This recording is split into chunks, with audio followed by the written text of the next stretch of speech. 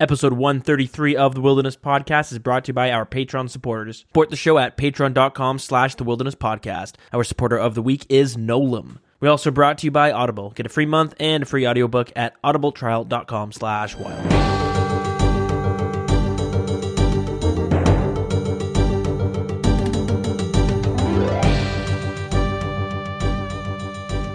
Welcome to episode 133 of the Wilderness Podcast. I'm your host, Dills, and with me, as always, is Deegan. Hey, how's it going? So we expected this to be a shorter week, news-wise, but turns out not really the case. But to start things off, they drop yet another Song of the Elves poll blog. So we'll go through some of the changes they did there. Yeah.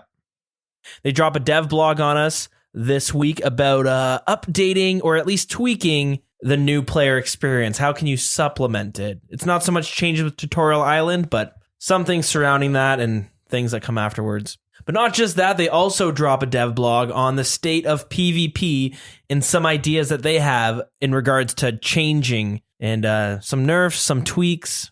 It's interesting to say the least. And then finally, for community chatter, at least with this, it was a bit of a slow one. So when we get to this segment here, we're going to talk about the skill ideas that we have, that we pitched last week. We told each other that Deegan's idea to spend the week thinking of some skill ideas because warding's been such a fiasco, and see if we can come up with anything better. So we'll talk about that after the news. But before we get into all of that, Deegan, how was your week? Do anything exciting? Honestly, old school related, I literally fished. You said that last week too. Oh, it'll be like that for one or two more episodes, depending how much I 3-tick. Are you, was it 3-tick fishing? Is that what you're doing? Yeah, I do a bit of it. Ugh. So I have 19 hours of 3-tick fishing. Damn. Okay. So that's got to be a hefty amount of experience. Yeah, like I'm just under like 2 mil total. And like I won't consistently get max rates because I do make a lot of mistakes. And I'm not like, if I'm 3-ticking, I'll do it for like 20-30 minutes and then I'll like go back to AFKing and doing something. You know what I mean? Like I don't push EHP but the limits. I just kind of like listen to my Harry Potter, my audibletrial.com, all that wild. Good stuff. I'll like listen to an audiobook and I want to like do something, but I don't know what to do. So I'll just like 3-tick for a bit and then go back to AFKing. But if I'm AFKing like the whole time, it'll be like two episodes till I'm 99. God damn. So what level, how much progress did you get this week? I haven't checked my like experience gains, but I have like, I think just under 2 mil total needed till I'm done fishing. So it's not too bad. All right. Pretty good. Yeah. Fun, exciting stuff. So I guess on the side of that, I've been playing like random games. Rainbow Six, Mordhau, Vanilla WoW, private server. Oh, I was going to say, I saw an article saying how it looks like it might be planned to be released in the summer. Classic WoW. Yeah, there's like a lot of speculation. Like, I guess as of recording, I guess like when we release this, the next week, like the weekend that's going to be coming, they have like a big announcement. But it's going to be an announcement of an announcement. Like, it's not going to be like, hey, the beta. It's going to be like, yeah, closed beta invites will be handed out in like 3 months. So the shit that I dealt with the Oculus Rift. Yeah. Waited for the big announcement so they can announce when the Rift is dropping, which is 3 weeks after that announcement. Yep. Because around this time, usually like subscriptions die off like super hard for a while. Yeah, I can see that. And plus with summer coming around, people are probably going to be doing other things, you know what I mean?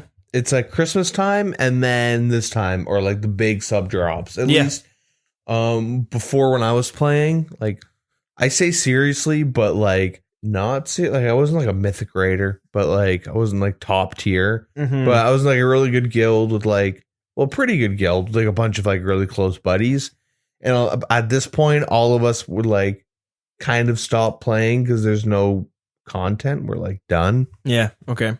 I think that's it. I've been crushing Harry Potter. Yeah, it's good. So far, so good. Oh, yeah. Blew my mind. Mainly because like I don't know anything, right? So I've been getting super into that. Work. I don't think there's anything really to talk about specifically. So I'm going to really have not that much for the next couple weeks. But yeah, what'd you do? You know what? literally fished. Yeah. Basically did the same thing. I went from 82 to 85. It's Nice. picking runecrafting as my first grind was a wise choice because everything feels so much faster. Yeah.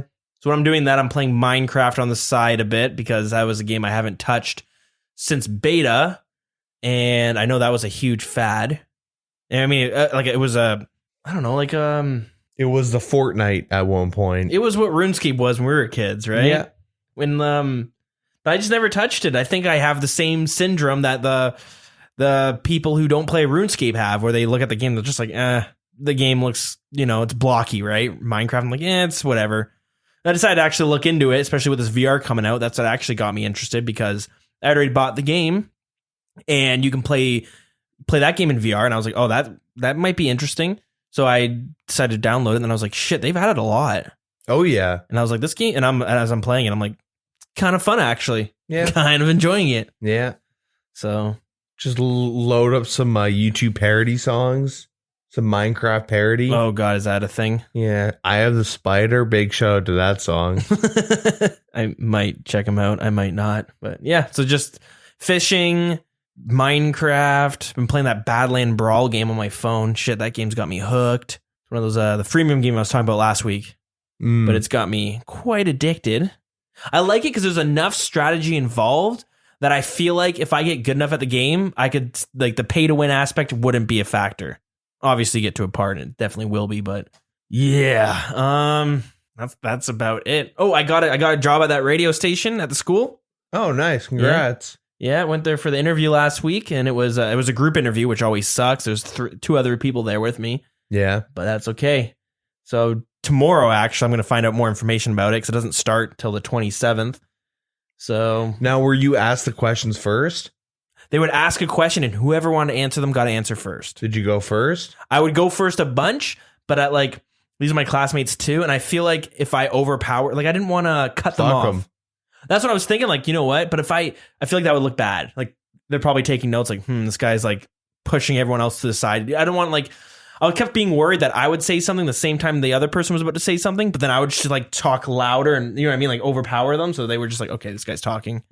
But basically what happened is I would answer first, and then the next question would happen. Then I'd hesitate a bit. I'd look, and if you guys want to answer, okay, I'll go again. So it kind of went back and forth a bit. Yeah. Because I have a theory that if you're doing group interviews, try to establish dominance by going first. You want to, but at the same time, if you go last, you can think of a way better answer. See, in my experience, if you if you're prepared, you get the good answer first, and then you force people that aren't as prepared to do what he said. At least when I got my job, I knew halfway through the interview that between me and this one dude, it's fucking my job. I'm totally gonna get the job over him. Actually, both of us ended up getting the job, and then he quit shortly after. Nice. But I would say something and then a little extra, and then he would be like, yeah, pretty much what he said. Because it's just you can't top that. You got to think of a way better answer. So one of them was the question where I got stumped on, but I went last for it, was there's two radio stations, one that plays a lot of Canadian indie rock, and then another one that plays a lot of pop music, like Top 40. Mm-hmm. They asked a question about that one, the pop station. They were saying, name 3 artists that should be on that station. So that they were kind of asking, they expected you to know what's already playing on the station and what also is hot right now, right? Yeah. So that one I was like, oh crap, I don't know it. So I was like, I'll just wait a bit. And then the first person went, who was this guy who's a super, super nice guy. He's 19 though, straight from high school. So maybe not as much experience in interviews, but he was I don't really listen to pop music. Mm-hmm. So I couldn't really tell you. I was like, okay. And then, anyways, it got to mine and I was like, okay, I was just Ariana Grande, whatever her latest album is, you got to play that stuff. And then I was name some other pop artists that I knew would be on the station, but I was like, they're also hot too. And it's just the names, I don't even know them really. Yeah. I just know that they're popular right now. And they were like, oh, okay. There's pros and cons to going first or last. Yeah. It gives you a chance to think of a better answer. But if you got the good answer and you're first too, that's probably the best. What you do is if they ask someone else goes first, just put your hand up in front of the dude's face and okay, now here, and then what he's trying to say. Let me answer for you. Yeah. Yeah, it all worked out. So I'll find out more information on that, see what the hours are like, and then build a schedule around that because I want to start streaming more. I want to, especially when VR comes out, I wouldn't mind doing some VR streams and like obviously playing RuneScape and stuff and that Rune Radio. I did a little bit today, actually. Yeah, I don't know. We'll see how it goes from there, I guess. Yeah. But that's about it. I guess let's jump into the news because there is quite a bit to talk about. They made some changes with some of the items in the poll blog, but like we'll talk about that when we get there. But then one of the main things we should talk about is the completion of Fairy Tale Part 2 is no longer required to start Song of the Elves. Okay. They just deemed it unnecessary to lock a large quest requirement behind a new quest for the sake of an NPC standing in a fairy ring. Only in a fairy ring only accessible area. Yeah. They moved the NPC to a location that is accessible to all players, thus removing the need for the quest. Okay, sure. Which is nice. I guess so. Yeah. There are account builds that you don't really complete the quest, I believe. And it helps out Turtletail, the guy who's the Prifdina's only Iron Man, Ultimate Iron Man. Yep. I mean, now he doesn't have to go out of his way to complete that one. But yeah, so the current requirements are Morning's End Part 2 and Making History. And you'll need, like, all these stats will be level 70 requirement. So let's just knock them off. Agility, Construction, Farming, Herblore, Hunter, Mining, Smithing, and Woodcutting. All right. Yeah. Some hefty stat requirements. The first thing I guess we'll mention are, like, crystal shards and what they are. We'll just mention them now, but they're an untradeable resource that you gain from completing activities around Prifdina's. For example, like we'll talk about like a crystal tree, which would be like a new farming thing, and you would get some shards from it, or like the gauntlet. Yep. You get shards. When we refer to like shards, it'll just be like you use these shards to like charge certain pieces of equipment, or it's like Zulrah scales, but for crystal stuff specific. Yeah. The elven armor. So crystal armor, they changed it to be a new range crystal armor set. Yeah. Before it was just a hybrid gear, right? It was just like tank. Yeah. Straight like tank with like set effects. That's how the DPS came in, I believe. And they made some changes. So they chose to make the crystal armor a range set with stats similar to the black dragon hide. And there is still space for melee and mage sets to be released. The armor will degrade into an uncharged version. However, its stats won't decrease until it's uncharged. So you don't have to deal with like the need to imbue like all your crystal gear or anything like that. Yeah. And then you lose a charge upon each hit. Each shard will provide 100 charges, up to 5,000, and a freshly piece of armor made is 2.5k charges. All right, that's pretty cool. What do you think of that range setup? What do you mean by that? Like the stats or the idea of switching from tank gear to just straight range? I like the idea, I guess. I'm not like against it. The only thing is that range is kind of like the most OP attack style for PVM. So it is kind of weird that we start off with range because there's a lot of issues with like the blowpipe and then arguably a T-bow. Yeah. So I'm not really too sure. But I know I did see some people on Reddit complaining that they choose to have like people are worried that they're going to look like crystal versions of what Dragonhide we already have. And the coif, especially as a headpiece, people complain that coifs are kind of ugly. They're kind of uncreative. Right? The art of, you mean the concept of a coif or the crystal coif? Like coifs in general, like that we have in game. Yeah. Yeah, they're dog trash. Yeah, they look, I can see it. They're kind of boring, nothing crazy to see, but I do hope like this gear looks cool. Like you want people to wear it and be like, oh, neat, but you don't want like another recolored Dragonhide. Like I wouldn't want like crystal looking Dragonhide, right? Yeah, I don't want it to be like bulky and like, because like you think of like a crystal shield and it kind of looks like some sort of like clam. I forget what species a clam is. Do you know? What species a clam is? Yeah. Crustacean?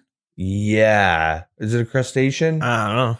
It kind of looks like some weird ass type of clam that's like opened. You know what I mean? It's like when you think of like crystal like gear, you think of like elvish, and then so it's kind of like prim, proper, mystical, like elegant, and then like the shield just is like a spiky like I do like the shield because it almost seemed like it was hard to actually make a shield out of the crystal. So I like it how it seems like they just kind of got it to a point where like, okay, this could block shit. I don't care if it looks like a weird blob thingy. Yeah. But yeah, as long as it's suiting, and if they're like open to the idea of like a melee and range or mage set, like the range could be really cool. The mage would be like, they'd have so much potential to make it look cool. Yeah. Like a tiara type deal. Yeah. But I guess that's just speculating or whatever. I know I'd see some suggestions of instead of having just the crystal armor, giving a bonus to the crystal shield, having like a quiver. Yeah. Something like that. Like some sort of just one other piece. But yeah. So the set effect with this armor set. So when all 3 pieces are worn, you'll receive a 15% damage boost and 30% accuracy of the crystal bow. This will apply partially when wearing individual pieces. So 3, 6, and I guess 15 because there's only 3 pieces. Yeah. Okay. Hopefully that's enough to make the crystal bow actually used. I'm not sure where. I know like maybe the chaos elemental. That's when I like to use a crystal bow because I hate getting teleported away, and I think it gives you some extra range. But even still, like blowpipe's way better. T-bow. Well, turn off NPC or players and just hope to God you don't somehow get skull tricked. Yeah, that's a one day. It's a one day sort of method. Yeah. So the defensive stats are kind of what I'm interested in, but I guess it's pretty much black d'hide. Yeah. And then it's got 7 total prayer bonus, 2 for the head and legs, 3 for the body. Minus mage. So like for offense, it's got minus mage bonus and plus range. So like the total is minus 40 mage, plus 55 range, which is nice because my first initial thought in like the old set was like, yo, this shit's gonna be good at Zulrah. Yeah. It seemed really good for like learning it at least. But yeah, it gives potential for like some weird like multi-way switch crystal, like they bring in other pieces. But yeah, kind of cool. So the armor will be untradeable once it's like fully made. The I believe the seeds will be tradable though. So you would get the crystal armor seeds, then you would use shards to make them, and to make them you would need, like for the helmet, for the coif, 70 smithing and crafting, the leg 72 smithing and crafting, the body would be 74 for both, totaling at 300. If you don't have those levels, you have to talk to someone, and there'd be 60 additional shards per piece. Oh, okay. Yeah, so pretty pricey. And then they pull, should the crystal armor seeds be added to the gauntlet loot table, and if it passes, should it have a stat boosting effect? I feel like they've pulled this question like twice already. It's like the 3rd time. I'm pretty sure every time they pitch the gauntlet, like crystal shards would be coming from it. Yeah. Oh, crystal armor seeds. Yeah. Still, I always thought, the gauntlet would be spin out that stuff. Maybe that was a misread on my part. And then they have crystal enhancement seeds. So when you combine these with crystal seeds and shards, you create an enhanced version of the crystal bow, shield, and halberd. These will work as unenhanced counterparts do, but their stats will not degrade. Thus, will replace the need for Nightmare Zone imbues. Perfect. Sounds good. Just stop having crystal blank seeds. Like, we don't need that for every crystal tool seeds, crystal armor seeds, crystal enhancement seeds. Like, you can come up with something different. I just don't want to have a bunch of like 20 different new types of crystal seeds now, right? Yeah. I get confused enough as it is with the crystal, I guess it's a crystal seed used to make your weapons and the shield, and the crystal seed you use to teleport. Yeah. I still mix those up all the time. The tiny elf crystal? Yeah. Now we got more. Yeah, exactly. The enhancement seeds will be tradable, and the shards, that enhanced equipment will not. So the enhanced crystal weapons will degrade the same rate as normal. Once a fully enhanced equipment piece is degraded, it will revert into a broken version, and you'll need recharging with the shards to be used again. You'll need 78 smithing and crafting to create one piece. Nice. You'll also need 1 crystal enhancer seed and 40 shards. So players who don't meet the requirements, you can talk to some person and 20 extra shards, all that stuff.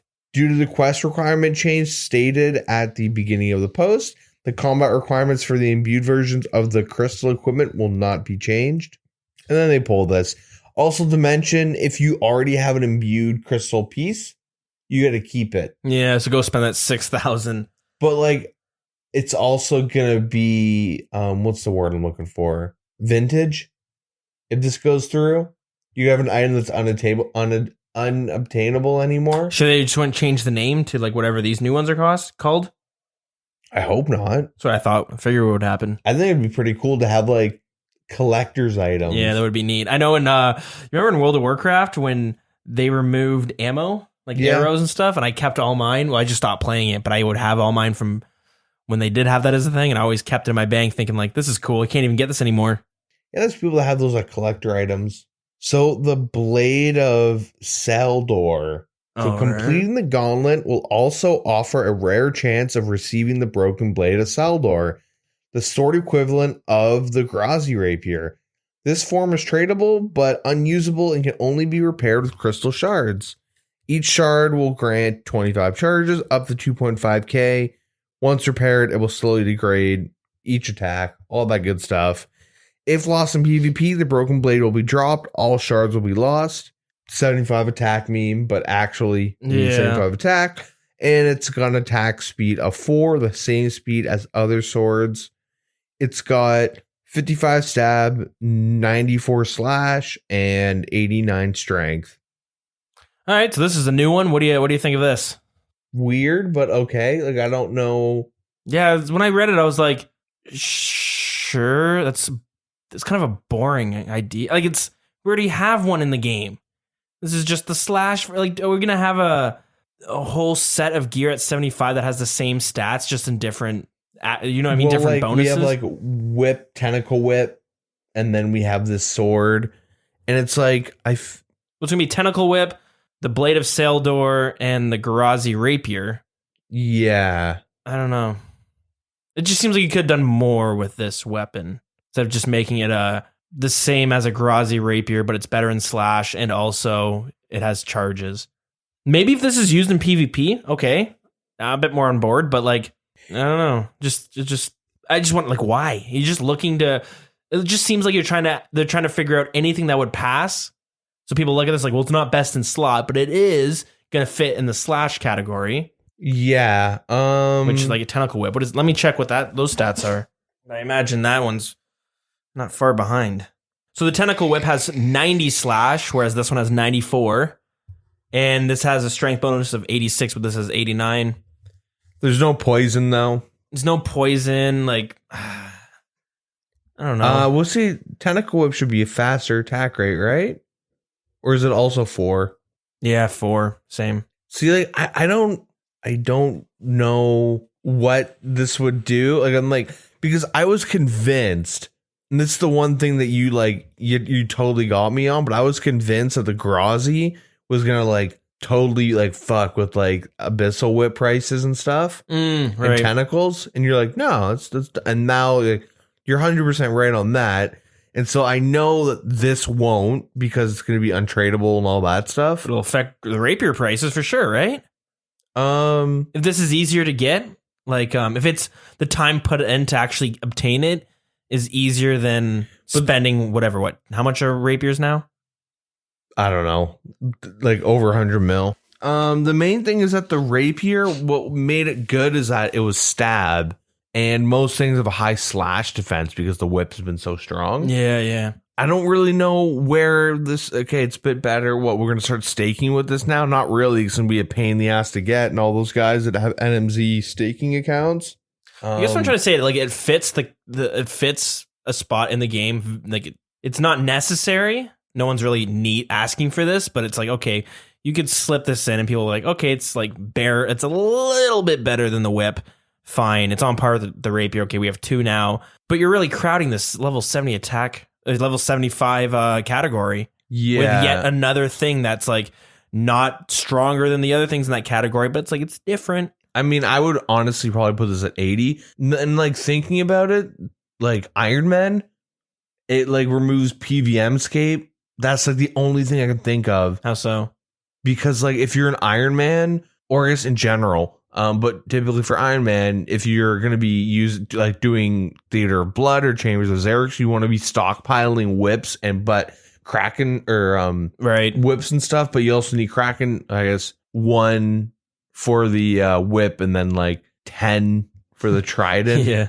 But like you're probably gonna like this kind of offsets the need to always have an extra whip floating. And then because there's gonna be a ton of like we'll go into like a bunch of ways to actually gain shards from Prifdines, but I feel like they're looking to like change or like maybe push players away from just grinding Slayer. Like doing activities in this new town. Yeah, okay. For us, we're probably like, okay, but there could be some Iron Men out there that are like, dude, this is huge. This is a game changer. To me, it's too similar to the rapier. So like now you're gonna have this new sword, and now you have the rapier, and you're just gonna use the two depending on if it's weak against slash or stab, right?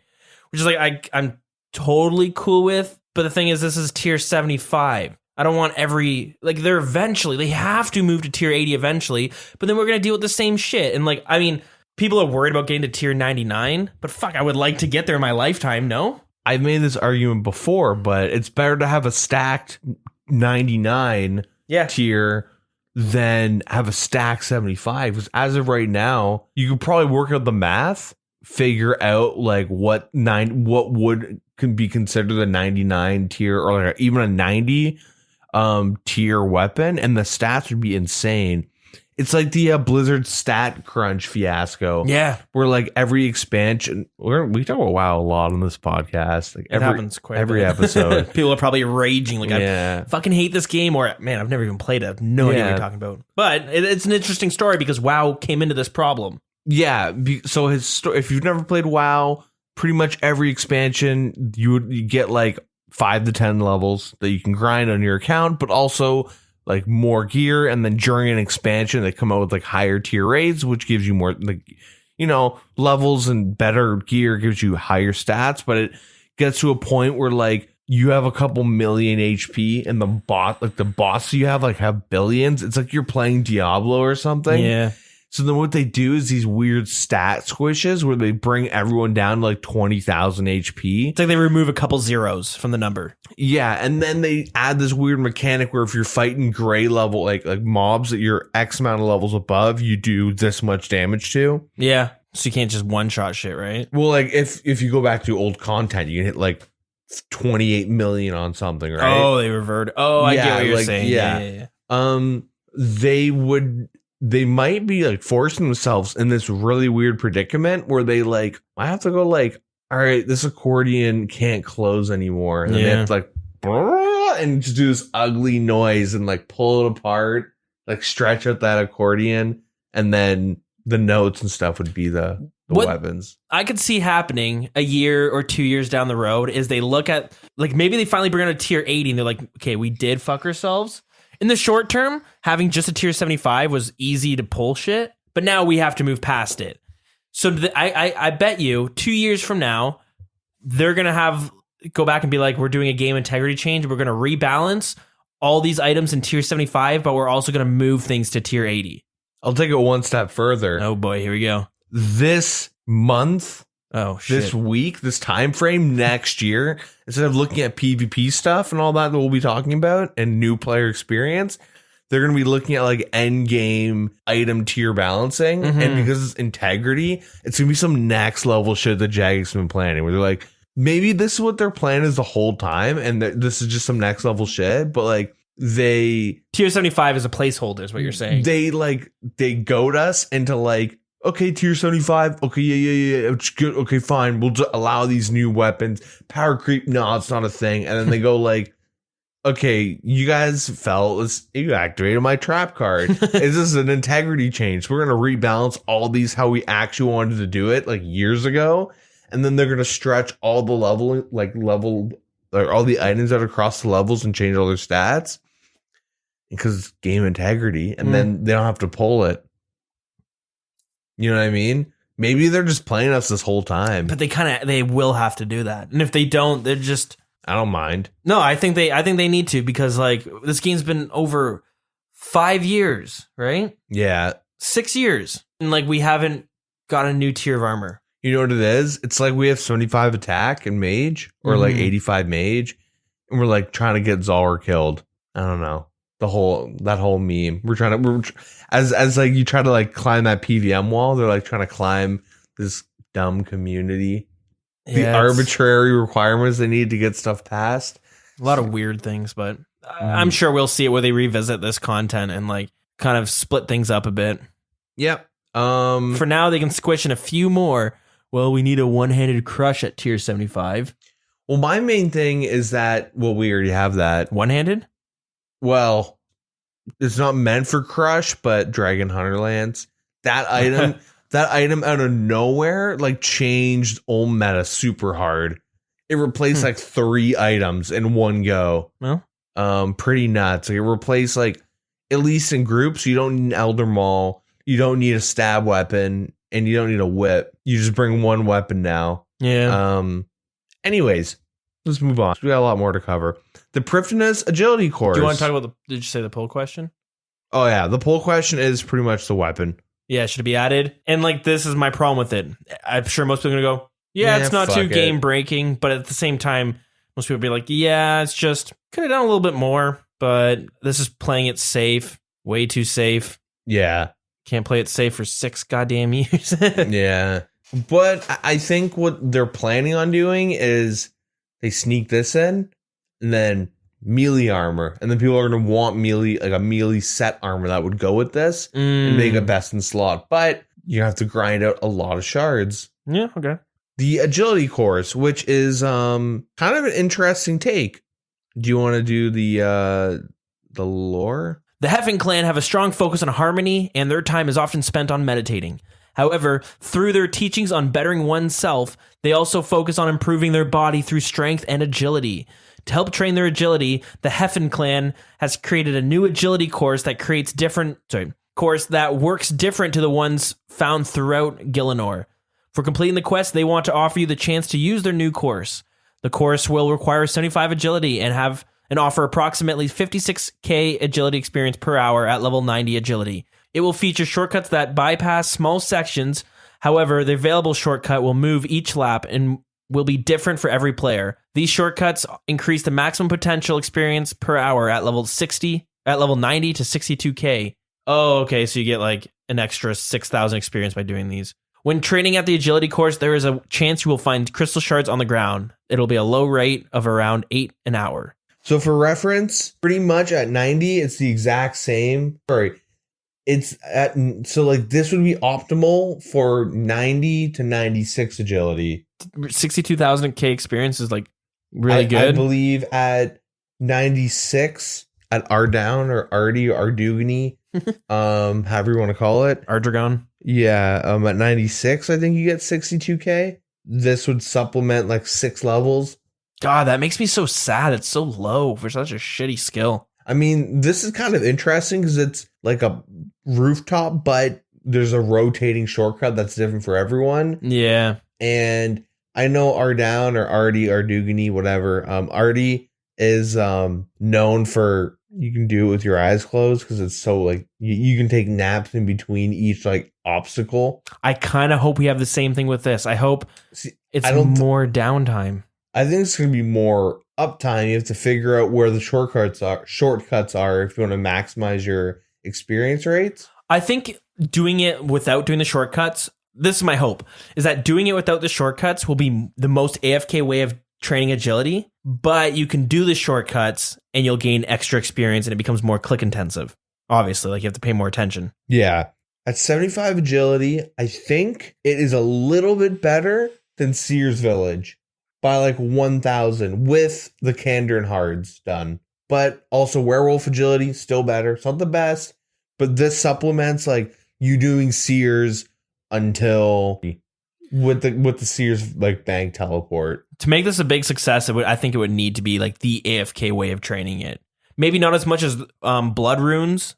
Artie is already pretty AFK. I haven't been there, but still having to wait till at least 85 to boost for it is a lot. So like maybe having this at 75 might I mean, agility, the name itself, it shouldn't be AFK. It's agility, agile. just give me a goddamn treadmill to run on.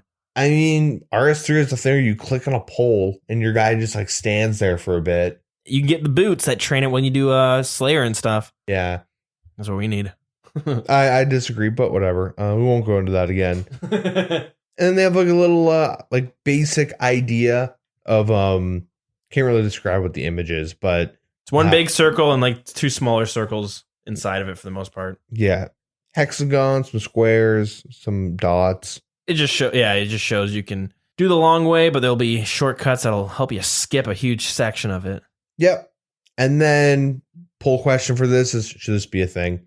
With the rates and all that as described. And then up next is Iworth's Dungeon. So it would be kind of similar to the Kurend and Knees Cave put together. Oh. So, and Konar can assign tasks here once you unlock it. But, so I say it's like Knees because it's single way, that's canonable. And I say it's like the Kurend catacombs because you have a chance on getting crystal shards. True. So within this Slayer area, there'd be 9 dark beasts across 3 rooms. So, 3 each. 12 Karass across 4 rooms. 9 Necreals across 3. 9 Blood Velds across 3. 12 Water Fiends across 3. And 6 Moss Giants across 2. Regardless of the dungeon passing a poll, the dark beasts in the Kurend catacombs will be removed. Sounds good. I don't know anyone who goes there to kill them anyways. It's the worst place to kill them. I mean, you get one handy dandy teleport to the Dark Beast Slayer with your Slayer ring. Yeah, the only people who do that who don't want to do the quest. And then, I guess I kind of mentioned it before, but crystal trees. You want to do the lore stuff? Yeah, the Kriz clan. It's missing a vowel. What a weird word. CRWY. The Kriz clan and sometimes Y. Yeah. AEIOU and sometimes Y. The Kriz clan are expert farmers and woodcutters. They help provide much of the food needed in Privdinas and help to supply other plant-based resources such as wood. After stumbling upon a crystal acorn, of course, the Kriz clan found a new way to gain crystal shards through farming. For completing the quest, they want you to offer the opportunity to farm your own crystal trees. This unique crystal tree farming patch will require a crystal acorn and 74 farming to plant. Crystal acorns will be untradeable, but can be obtained from a nearby NPC in exchange for other crystal seeds. And they can be stored in the seed vault. The NPC will accept the following: crystal tool seeds, crystal armor seeds, crystal enhancer seeds, crystal weapon seeds, crystal teleport seeds. That's ridiculous. Come on. Think of other things. Damn it. Yeah. Give me scrolls. I don't care. I don't want to. Oh, jeez. Mm-hmm. Anyways. Yeah. You want to give us the details of this tree? Yeah, sure. So it takes about 8 hours to grow, and it won't die or become diseased. Once fully grown, it can be harvested with an axe. This will empty the patch. You gain crystal shards and the occasional nest, and will offer a chance to obtain the farming pet. Cool. 13k when you harvest it. Nice. Should this be a thing? Sure. Yeah. I'm very underwhelmed by a lot of these updates. I think it's because it's crystal this, crystal that. It's like Breaking Bad. And it feels like none of this really feels that new. Like the gauntlet itself, I'm excited for, but like the armors, okay, it's nothing new and exciting. It's just something different. I think because like different, just crystal this, crystal that. Maybe it's kind of just like takes away any wow factor. You know what I mean? Yeah. You're just like, okay, more crystal stuff. But on the topic of more crystal stuff, enhanced crystal chests. So you can pretty much upgrade your crystal key with shards, and you could unlock a special chest for some extra rewards. Cool. That's a good idea. I like to keep my crystal keys to go unlock that one chest. It's kind of fun. 10 shards, 80 smithing and crafting. You can also pay 15 shards to the elf, and they'll do it for you. Right on. Yeah. And then the infinite teleport crystal. Nice. There it is. Yeah. You know those tiny elf crystals that you use to get like the fruit tree patch?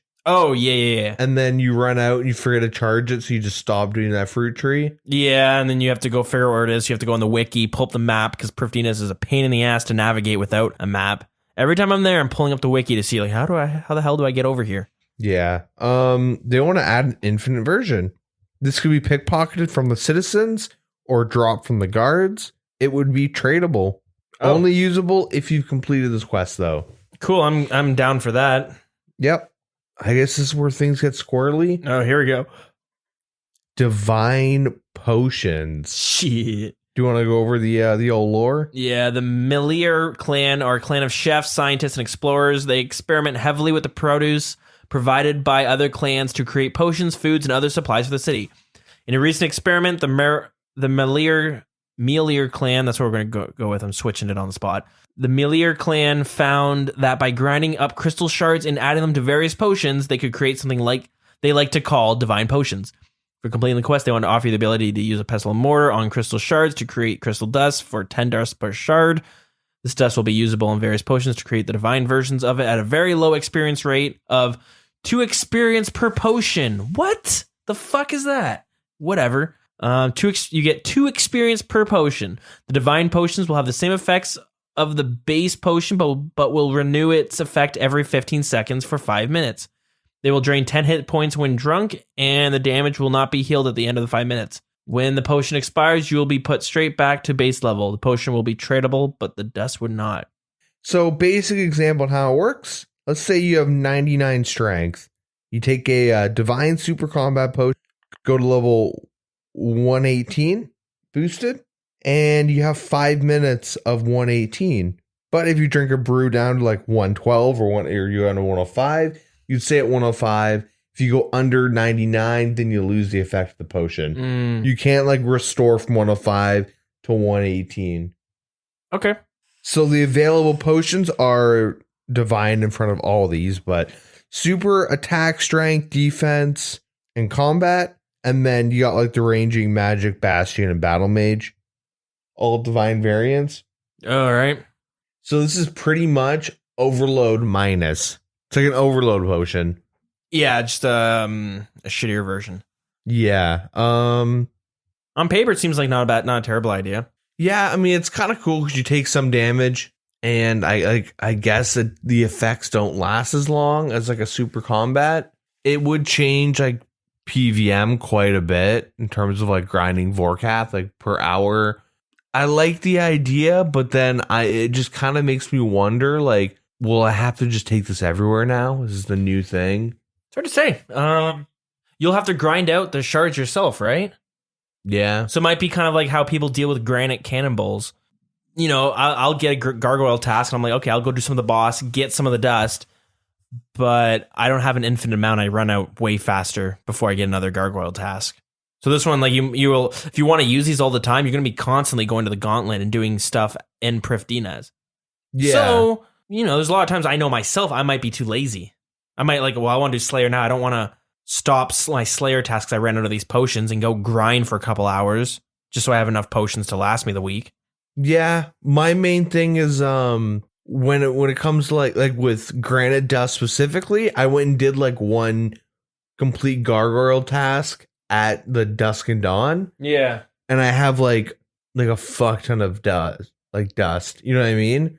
Yeah, but so I think the difference is like you won't get a Slayer task to go do the gauntlet. You'll have to go out of your own way to do it. Yeah, but it seems like they're setting up the gauntlet for something that like it's like solo Xerix. Yeah, you know, it's like for someone that doesn't want to solo Xerix, like it's like a solo variant of a raid, and I think they're betting on people wanting to do that like all the time as much as people do Xerix and Theater of Blood. Like if it's done well and if it's fun, that's cool. That's a great idea to be able to make it like people having to be forced to go there constantly. That's an interesting idea. But this puts a lot of pressure on Jagex to make all this content like Zalkano and the Gauntlet. It has to be like amazing. Yeah, it has to be on the same level as raiding is. So like it can't be another Hydra. Whereas the Hydra's not a terrible boss, but like people like do a lot of content, like they'll do it endlessly, right? Thousands of kills on different bosses. Of course, you're gonna get kind of bored from it, Yeah. But you can't be completely bored. Like, I can't have... Last thing I want is to be standing in the gauntlet entrance for like 20 minutes because I'm like, I don't want to do this. And I'm distracting myself. Well, like some people are just like that in general, right? Like no matter what, it's like a mindset type thing. Like I'll have a buddy that before every Vorkath trip will sit there for 20 minutes on YouTube. And then he's like, man, this task takes forever. Yeah, you're getting like 30 kills a night because you're like half the night you're sitting on Discord complaining to me about how awful Vorkath is and how slow it is between each trip and how much you need a hunter crossbow. Yeah. And it's like, well, you're taking 20 minutes to kill it like twice in a trip or 3 times. And then you're taking it. It's like, so if people have that with the gauntlet, I think it's there, unless it's just bad, right? If it depends how well they design it. If it's designed more like raids and less like pest control, right? Last thing you want is it to feel like pest control. You're like, all right, well, I may as well spend the next weekend. I should spend all weekend grinding it so I don't have to just pull the trigger. I don't ever want to come back here again. So let's get as much done as I can in one sitting. Yeah. I feel like it's going to be raids, but for someone who has no friends. I would hope so. Yeah. That seems good. Yeah. Yeah. Like I'm not opposed to all these ideas. It's just like Jagex could potentially be doing the same mistake that RS3 did, but in a different way. What mistake? So Prifness became like the elite area in RS3. Yeah. Where like that's where you'd see like all the high level players and stuff. And it quite literally divided the RS3 community where no one was like mingling, right? Because they had the GE there and all that stuff. Yeah, that's right. I think that was a big factor. The Grand Exchange was also in Priftiness. Yeah. Because this area seems very self-sustaining and very necessary to get some of this high-end gear that like players will be chilling here for extended amounts of time, going to the GE, putting all the bots on ignore as they run through the GE and then going back there. I don't want like an even bigger divide because there's already a pretty big divide with like higher end, like more like elitist community. Like they're very out of touch with the average player. Yeah. Check my Twitter when you see me getting arguments with those people. It's really fun. And I kind of worry that like this is like, well, there's no GE. There's no like best in slot. I mean, you could argue like I held off on doing agility because I was so unsure with this course, right? Okay. One of the reasons why it's not like the skill I'm going for 99 next. That and because fishing free agility. Hell yeah. Like this, like, you hit 75 agility, you stay here till like 96, and then you go to Artie if you want. But you want the shards. There's trade-offs, whatever. There's the gauntlet. There's going to be Zalcano. There's all these like little things that like they want people to be staying in the city for extended amounts of time for these shards. And it's like there's so much shit being like put in. And they're like, hey, we also have some ideas to add more stuff later on with other armor sets. Kind of makes me worried. Before I ramble too much, all the potions are pulled. Yeah. I guess we should mention the levels. Kind of went over the levels. But to make these potions, you need 70 Herblore for attack, strength, and defense, 74 for the range, 78 for magic, 86 for the Bastion and Battle Mage, and 97 for super combat. So it kind of furthers the, like, if you want those super combats, you're probably going to be there. Like if you're the kind of person who's going to be there for a really long time, you're going to want to use it on a super combat. Yeah. I can't imagine taking 30 damage to like boot, or I guess 20, but 30 damage to get your attack, strength, and defense up. Did they say these potions would be tradable? Oh, the potions would be tradable, but the dust would not. Yeah. I think it would be cool to have these untradable. This might be what would make like money in Herblore. That's why I give such little experience. I think that might be maybe. Yeah, that might be part of the reason why. You have to go out of your way to grind the crystals. So now when you're buying these potions, you're not just paying for the ingredients, you're paying for the dude's time who has to go grind it, right? Yeah. So it'll be a bit of a premium.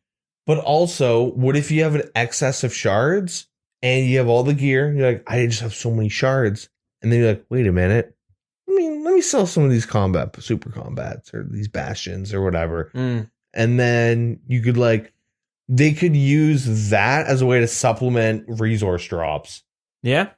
All these ideas I'm pretty meh on, mainly because like the backbone is like what we just talked about, how good the content will actually be. Yeah, that's the thing. If it's grindable and you can enjoy it, that's great. If it's something that you like, I don't want to feel forced to do it. Like imagine having to do Fossil Island. Yeah. For like some of this stuff. Yeah. If it turns out like Fossil Island where it's like, what are you doing? Suliceps? Why? I need Numulites to charge my Numulite blade. Yeah. Oh, yeah. You know what I mean? Why don't you just do the Slayer when you get? It's like 3 monsters to kill here. Yeah. I never get tasks to come here. Anyways, on the topic of more reasons to stay and Prifdina's, they have crystal implings. Nice. So do you want to do the lore? Sure. Being the expert hunters that the Kadarn clan are, they have spotted a wild impling that is only attracted to the crystal structures inside Prifdina's. As a friend of the Elves for completing the quest, they want to offer you the chance to catch these rare crystal implings. It will occasionally spawn only in Prifdina's, requiring 80 hunter to catch with a net or 90 without. They will have their own loot table of elven-themed items, including a unique reward, the Elven Signet. Yep. The Signet will be a new tradable ring, and when worn, offers a 5% chance to not use a shard using crystal items. Armors, tools, weapons, all that stuff. The effect will not apply to the blade. That's weird. This that ring seems remember a while back when well, it's good for skilling. Yeah, for skilling it would be good. But remember a while back, it was one of the mods, it might have been Kieran. Someone maybe made the suggestion that he liked, but he said having 2 ring slots. One ring for your combat rings, and then having like another ring slot that was for like rings of dueling. You know what I mean? Like yeah, like the teleporting rings. The ring of wealth would maybe go in there. Mm-hmm. So if there's 2 ring slots, that'd be cool. You could have this one, but besides that, I could only ever see it being used for skilling. Yeah. Last but not least, an achievement diary. Okay. So for easy, you get the typical 2.5k experience. But you get a 5% yield from the allotment patch, and then you get a pendant, so another necklace being added to the game. You get a 1% chance of obtaining double crystal shards from any activity. Medium is a 5%. I think for that, though, you need to be wearing the pendant. Yeah. The medium was 7.5k experience, 5% yield from all allotment patches. And with the pendant, 2% of doubling the crystal shards from any activity. 3 daily teleports to Gauntlet and Zolkano. For hard, you get 15k. 5% more experience in the dungeon. Is a one. Right, yeah. We'll sell crystal weapons for half price. The pendant was a 3% on doubling shards. 5 daily teleports. The elite is 50k. 10% more Slayer experience. And increased chance to obtain more increased chance to obtain more crystal shards from the agility course. The pendant will give you 4% chance to get double the shards and unlimited teleports to the Gauntlet and Zolkano. Interesting. I didn't expect an achievement diary to be popping up. Yeah. It seemed, because with Zaya, they, remember how long it took them to get the diaries for that? Yeah. It's because there wasn't enough content to do on Zaya, and they also didn't have enough rewards to offer. Yeah. But it seems like they kind of threw that whole thing out for this. Mm-hmm. Like these rewards are very like they're very much trying to make this like an area, not just like a town you visit. I think it's too early. I think they need to add more activities to do, and then the rewards from these diaries. Like I see none of these diary rewards being like must have. Well, like we have a lot of things right now in terms of like all the mining and skilling you can do, the agility. We don't even know what Zolkano, like we kind of know what the Gauntlet is, but like all we know is that Zolkano is a skilling boss that you make money from and you get like a little amount of experience. Gauntlet is like solo raids, dungeoneering. But the rewards, they there's not enough. Like every diary I can look at and there's usually one thing. Like the rest of it, a lot of junk rewards, but there's always one reward that I'm like, that's a must have. This one, there's nothing. Like, okay, the teleports, that's not even a must-have. That's more of like how often do I need unlimited Gauntlet teleports for a day? Like medium gives you 3. That seems like plenty. Well, I don't know. It depends how much, how good the content is in the game. The allotment patch seems pretty big. The medium 5% yield from all allotment patches. Oh, that's in general. Yeah. Okay. Well, allotments though. Snape grass. That's about it. Strawberries if you want to make a little bit extra cash. Yeah. Watermelons. Yeah. Compost. A little lackluster, in my opinion. Yeah, I guess. I feel like they should figure out some more rewards before bringing this out. Maybe I would bring this out after the whole update even drops. Yeah, I don't know. The thing is that there is a lot, but it's because everything's called crystal. It feels like there's nothing. Yeah, that's true. The one thing that bugs me is that, like, in my mind, if you're an elf, you're like a human that's magic. Magic, yeah, and they're like more in tune with nature. Yeah, I think like, of the that's typical like D&D or Lord of the Rings elves. Yeah, like that's kind of like the most watered down version is like magic human. Like your baseline more mystical, and you like obviously you look different, but like age slower. Yeah, you're like a lot more. They They come off as high class, right? Yeah. Just generalizing when you think of an elf, you think of like, but they have like weird typical mystical traits where like they're lighter but they're also taller and like bigger, or like magic's like literally ingrained with some of the shit they do. Like like you have like it's like a tool to them. Like an elvish blacksmith would make some like enhanced weaponry. Yeah. Not like glass. Yeah. Like Skyrim. It's like what, like, you know, like the glass armors and weapons in Skyrim. Yeah. But even that, like I think of like, yeah, their armors are more, they're lighter, but they still are super strong. But like this is all like they're just meth heads. Yeah. All they're obsessed with crystal and like, yo, I got a sick idea. Yo, Jesse, or Mr. White, put some of this in an arranging potion. Oh, they better have some sort of some Breaking Bad references. Yeah. It's gonna be like blue. It's gonna be granite dust, but like blue crystal. There's gonna be like a slum. There's gonna be a slum with a bunch of people just ripping like this dust. Like, oh man, I got 5 minutes. I feel divine, dude. Overall thoughts, like summed up for this dev blog. They're putting way too much pressure on themselves. They have extreme confidence that like their content in this city is gonna be sick. You think you're hoping, like, or you think? I think because like a lot of like the best in slot shit's gonna be gated behind having to do this grind. Like they've already pulled like the hatchet and the pickaxe, which would be like the best in slot for like gathering, right? In terms of like actually gathering the resource, right? Well, bring in this new city. They better be pushing out like some really good content, because you can't get away with like Fossil Island where it's like, okay, whatever, it is what it is. This is a city that a lot of people are like, I've wanted to go there since I was like 10 years old. When you bring this out, this better satisfy like the wait. You're not going to, obviously, but the wait, you want to walk and be like, oh, this is sick. This is so, you don't want to walk in and you're just like, oh, they just reskinned Varrock. Yeah. I don't know. I feel like I'm going to be like cuckolded into staying here for extended amounts of time. No, I think everyone is, if you want to make use of all the gear. The problem will be is if you don't want to stay there to do the content. You want the gauntlet to be like, yeah, this is good. You know, you're bored. You finish some Slayer tasks. You're like, I don't really know what to do. Fuck it. I'm going to do a couple gauntlet runs, get some more crystals. I don't need them right now, but I will. I'll do them now. I'm kind of bored. Pretty much that. Because I don't want to ever have the decision of like, should I do the math to find out if doing Prifdinous content is efficient for my account max progress? Yeah. I'd hate to like, okay, I got to do 40 hours of this, but I save 3 hours in the end. You know, I really don't like that idea. But we have a ton more stuff to talk about. So we do.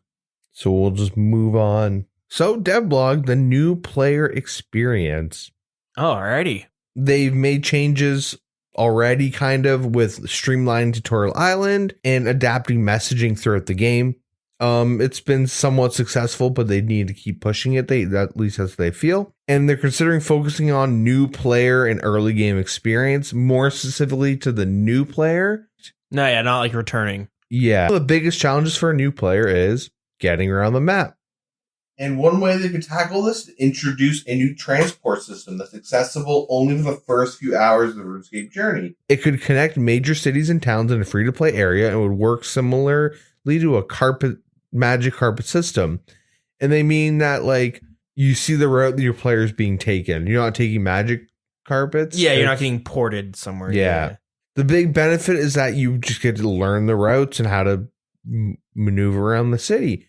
They want to make agility available to free-to-play players, faster on energy, all that good stuff. Because honestly, like, getting my coworkers into RuneScape, their biggest thing is, like, how long do I have to fucking walk everywhere? It's rough. I'm just like, dude, look at training magic.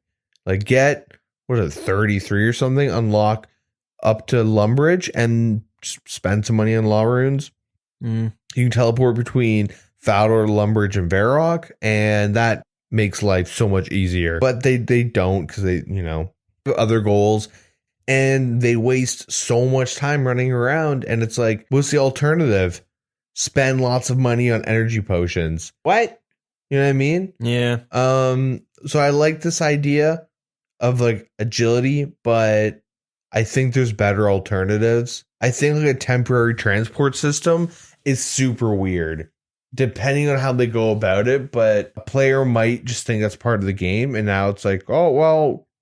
Yeah. What I would like is a quest that is quite literally like a caravan, where you're, like, taking a caravan, you're, like, you can click, maybe left click, follow the caravan, but you attack, like, goblin here, goblin there. And it gets, like, ambushed and shit. Yeah, just like a D&D intro, like, you know what I mean? That's cool. It's a good idea. And yeah, like, you go, it just takes you directly to the Dark Wizards and kills you pretty much. No, but, like, in all seriousness, like, I think that would be more effective because the quests are, like, what's actually memorable as, like, a new player. Yeah, the quests are a lot different than any other MMO. Yeah, and, like, a lot of new players, like, don't know what to do. At least in my experience, what they tell me, they don't know what to do. I never, like unless they ask me, like, tell me what to do. Yeah. But, like, typically they're just like, I'll just do Cook's Assistant. It's right here. And then from there, they're like, sheep shearer. Oh, Priest in Peril. And they kind of figure out, like, oh, Rune Mysteries. And they kind of, like, have these moments. And then that gets them around the map. Yeah. And, like, it's like, to the point where someone will, like my buddy will, like, ask me a question, or I'll look at his stats and I'll be like, oh, that guy did, like, the Knight's Sword. He's got 29 smithing. Cool. Mm-hmm. And, like, you can just tell, like, they don't really know what to do. So they just do quests, and then that's how they learn how to get around. But it'd be neat to have, like, a caravan quest that would show you basic routes. Yeah, he just kills shit. Maybe it's, like, auto-scrolling text and cutscenes that are just like, yeah, and here's this, and here's that. And, you're rewarded with, like, some, like, shitty, like, leather armor, like a bronze chain bot. You know what I mean?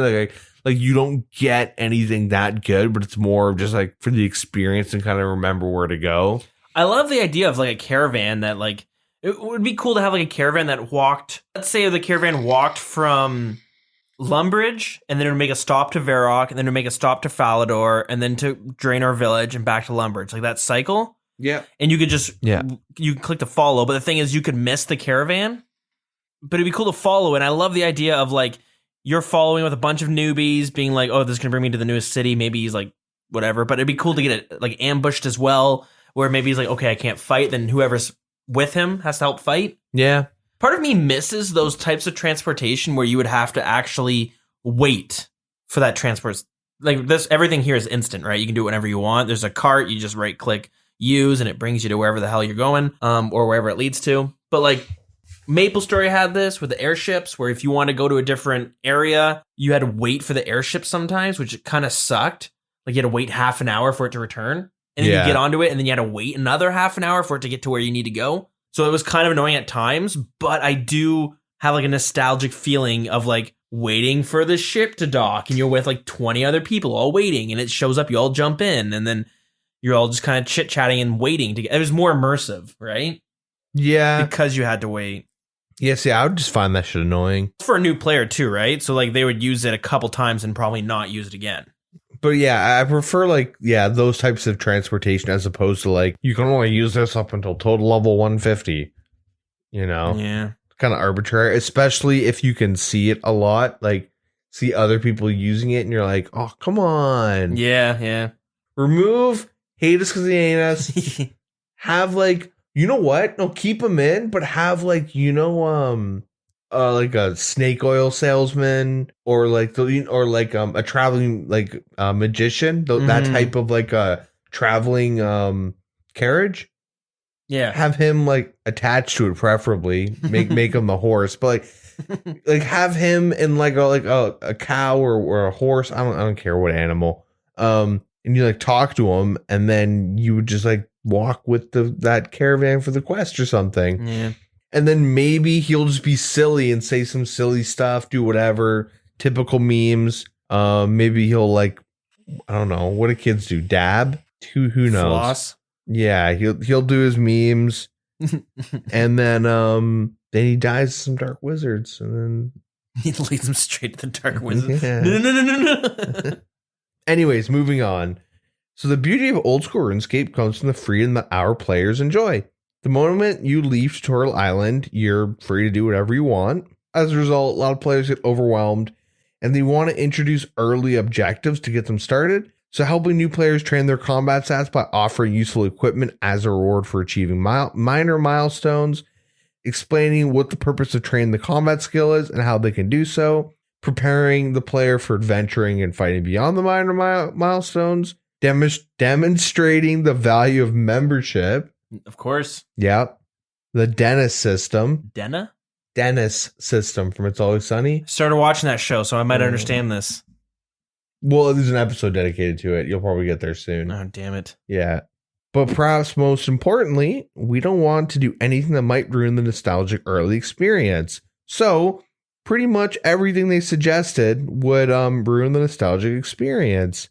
What ruins, imagine jumping on a game where it's like, you can do anything, but do these. Oh yeah, by the way, you should become a member. Like, you know what I mean? You're kind of like, oh, dude, get that shit out of my face. You're already pushing bonds. Yeah. I do like the idea of milestones because, like, that's one thing that helped me with, like, RuneScape 3. When I would try to play that game, and I was so confused in it. But I liked having the milestones to be like, I'll just do this. It would be like, spin some flax. I'm going to spin some flax because that's going to help me slowly be introduced into the game. Yeah. Like, RuneScape's great because you can do whatever the hell you want, but that is something that causes some people to be like, they don't get hooked fast enough because they're like, I don't really know what to do. I do anything. It's fun. Yeah, it's part of like the like RuneScape like that MMO like mindset though. I guess that like some people have, or like I don't like Spring Up World of Warcraft, but if you play WoW as a new person, what ends up happening is that you make an account. They're like, hey, you get a free boost level 110. And you're like, okay, well, I'm going to just do that because fuck it. And then it's like, here's a 20-minute tutorial on how to use your class. And now go level. Go do like the last bit of content that just came out. And you're like, okay. Yeah. And then you get to that point and you're like, oh, now start doing dungeons and raid. Like, I know players that get turned off by that.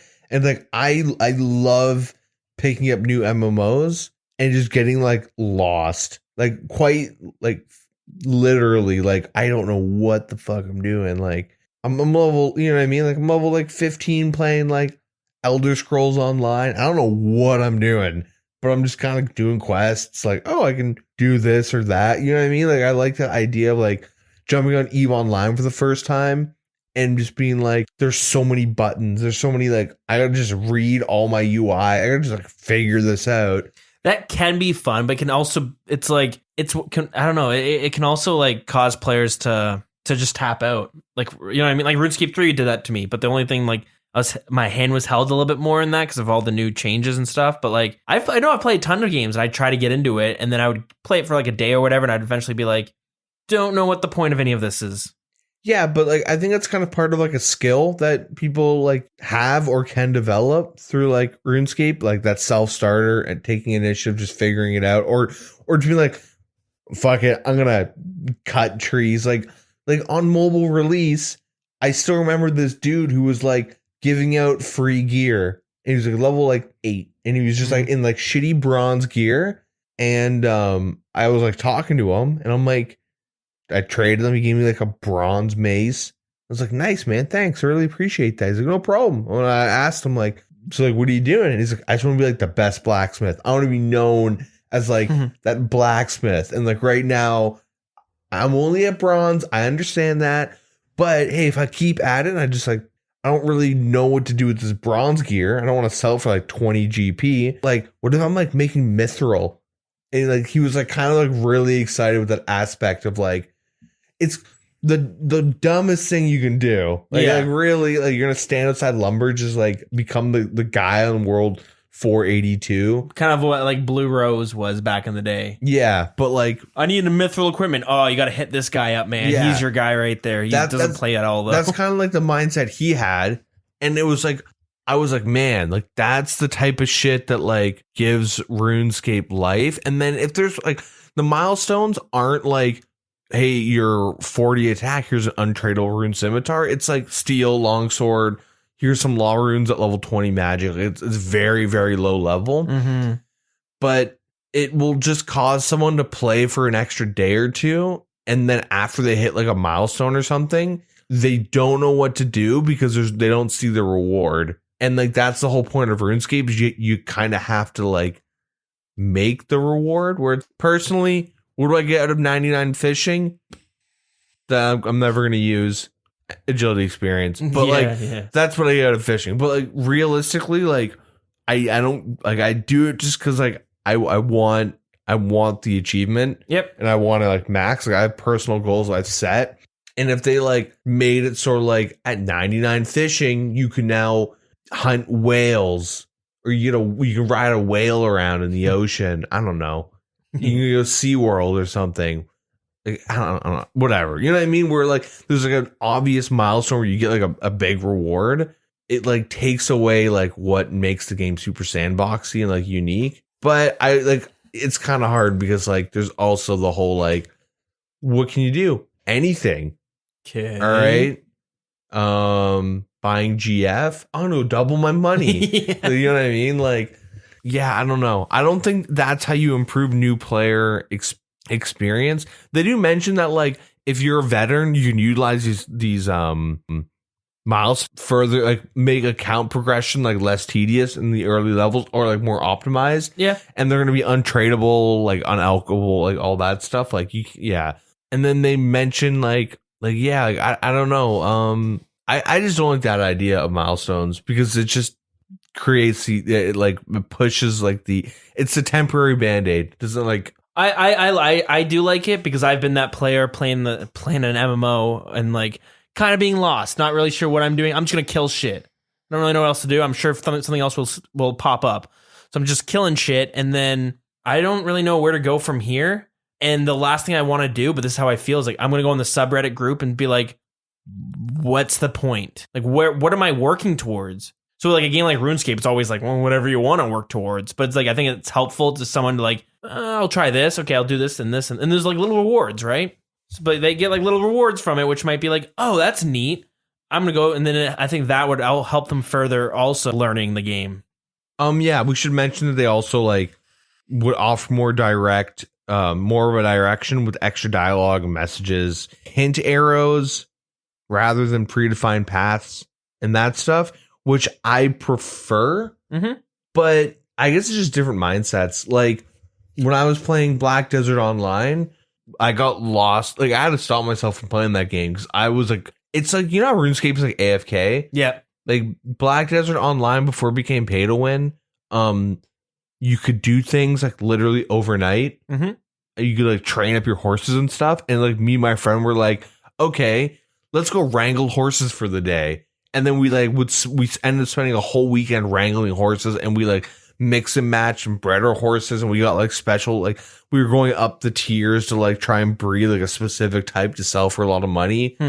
And it was really fun. But you find out it's a horrible way to make money. But it was a lot of fun because like I was able to figure out what my goals were. I think the biggest thing with like new player experience is because the game is so old and different, players will sit down, grind out a bunch of quests, but they don't see progress on their account. Mm-hmm. They're not like leaving Lumbridge to stay in Varrock to go to Falador. They find themselves constantly moving around.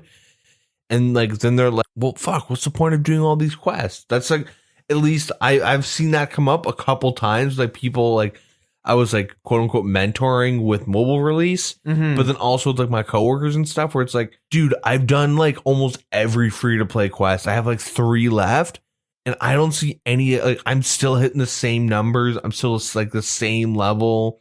Like what's going on? And then I'm like, oh shit.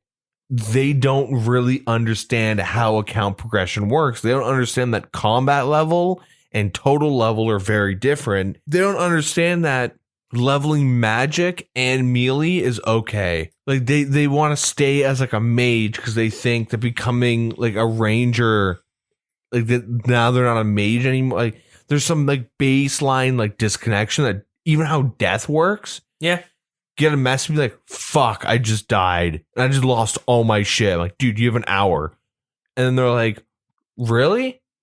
Like, yeah, like they don't even have like the new death mechanic explained. Yeah, that's which true. is like something I brought up when mobile came out. Like they need to have like, oh, you died? This is what we do in our game when you die. Or like, this is how our leveling system works. Like, like this is what attack does. This is what, because like not everyone's going to be clicking the tool tips and then like, oh, okay. There's some like really basic things that are like not intuitive at all, which is what makes the game difficult to navigate as opposed to like it being just overwhelming. If they just, spent more time explaining the idea of like what RuneScape is. But it's hard to do without it breaking the immersion. So I think these milestones is a good idea. And also like you do get rewards from them. So it says here, an example, players might receive a voucher which can be taken to the Varrock sword shop to be exchanged for a steel longsword after reaching 5 attack. Or maybe a handful of law runes for reaching magic level 20. Like I like that idea. I like the idea of completing an easy milestone, and then you got this voucher, and you're like, I gotta go to Varrock and find the sword seller. Well, I'm gonna go do that because I want to get the new best in slot for me. Even though like a steel longsword, you're like, it's nothing to be excited about. But that new player's gonna be like, oh sweet, a new weapon. I gotta go find who this guy is, and I gotta go talk to him. Like, I think that's a good way of doing it.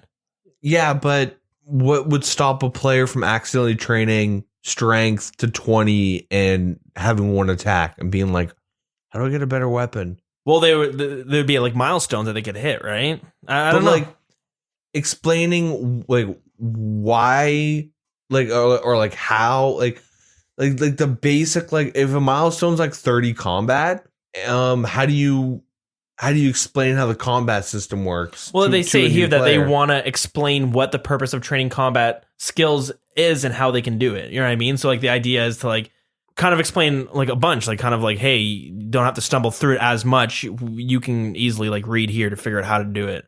No, I guess it's just like a difference of like how, I don't know, we play MMOs, I guess. Yeah, and I don't know, but it's good. You want to bring in new players. That's like the hardest thing to do for RuneScape, right? We see it where like most people have been playing this game since they were 10 years old, or they played it at that point and then quit.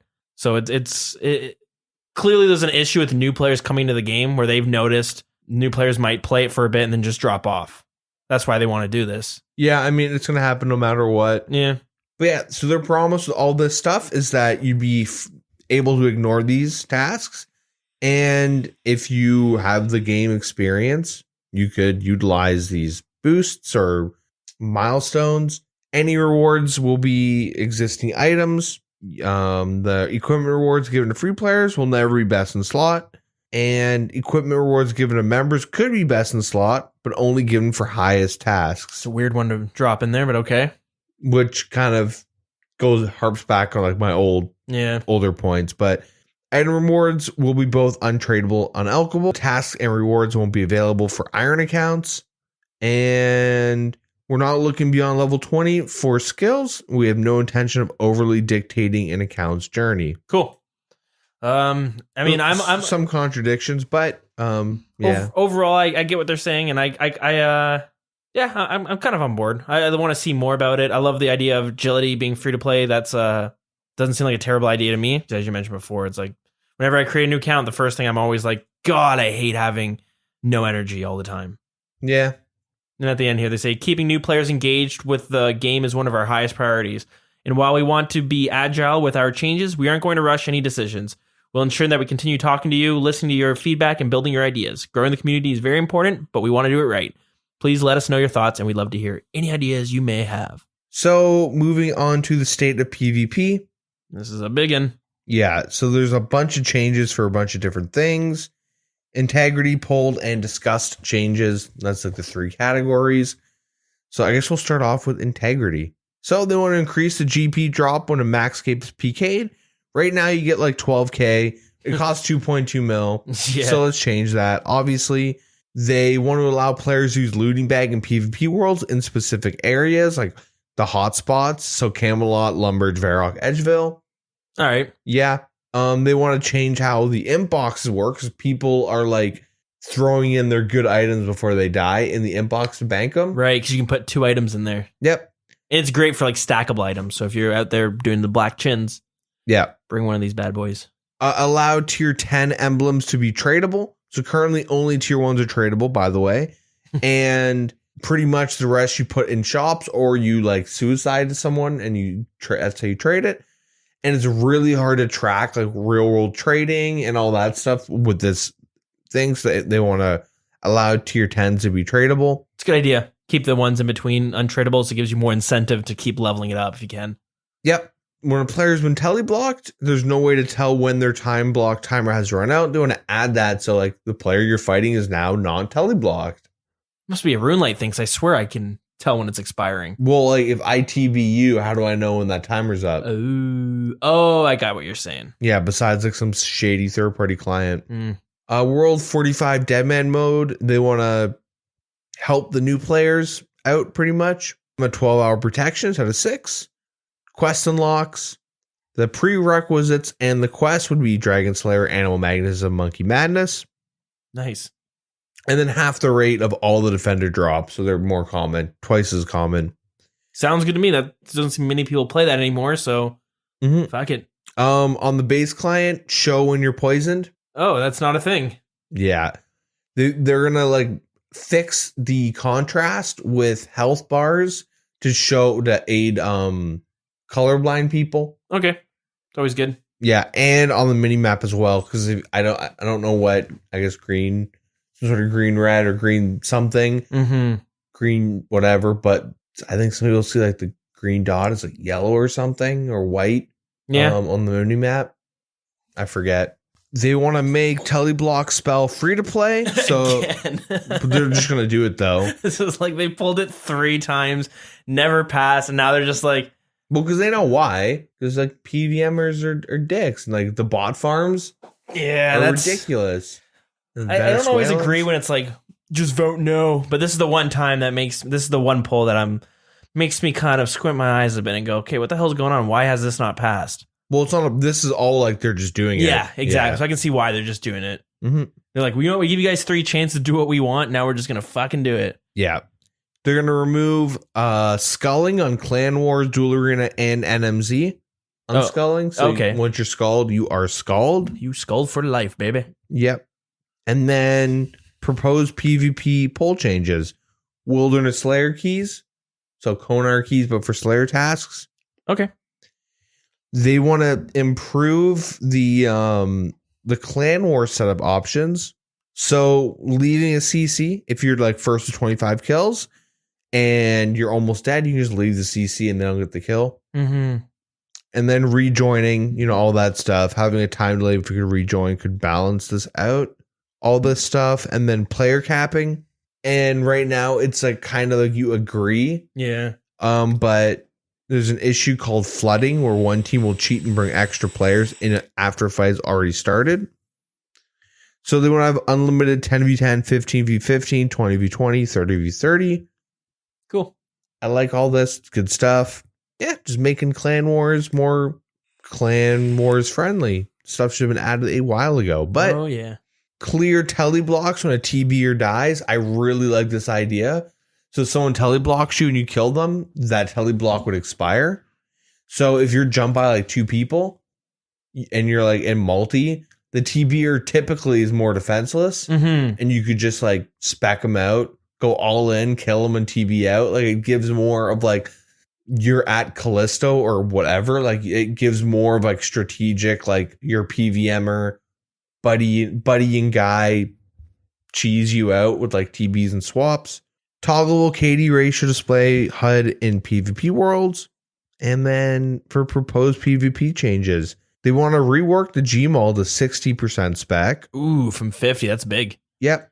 They'll do 1 of 2 changes to get the Gmaul back to 50% if the player so chooses. A bounty hunter reward for 10 mil BH points, or make Grotesque Guardian Slayer Cast drop a new item, kind of like the clamp. Interesting. I wonder if that would be tradable, because like if they let's say they only choose one or the other. One of them is going to be super expensive. The other one, your dude's going to need 75 Slayer, right? Or not 75, whatever it is for gargoyles. It would be tradable. Like I think it'd have to be. Yeah, especially with like the tier 10s going to be tradable. I don't think they'd expect you to have to buy tier 10 emblems, or like, you know, a bunch of tier emblems to like get a clamp. But Sarah tier is also a thing, so who knows? They want to buff overhead prayers from 40% to 60% in PvP. Huh? Yeah, really like I don't know. I'm not the biggest PvPer, but I just feel like PvP in general is such a shit fest of RNG. Yeah, that you can pray the right overhead and like still get got. Yeah.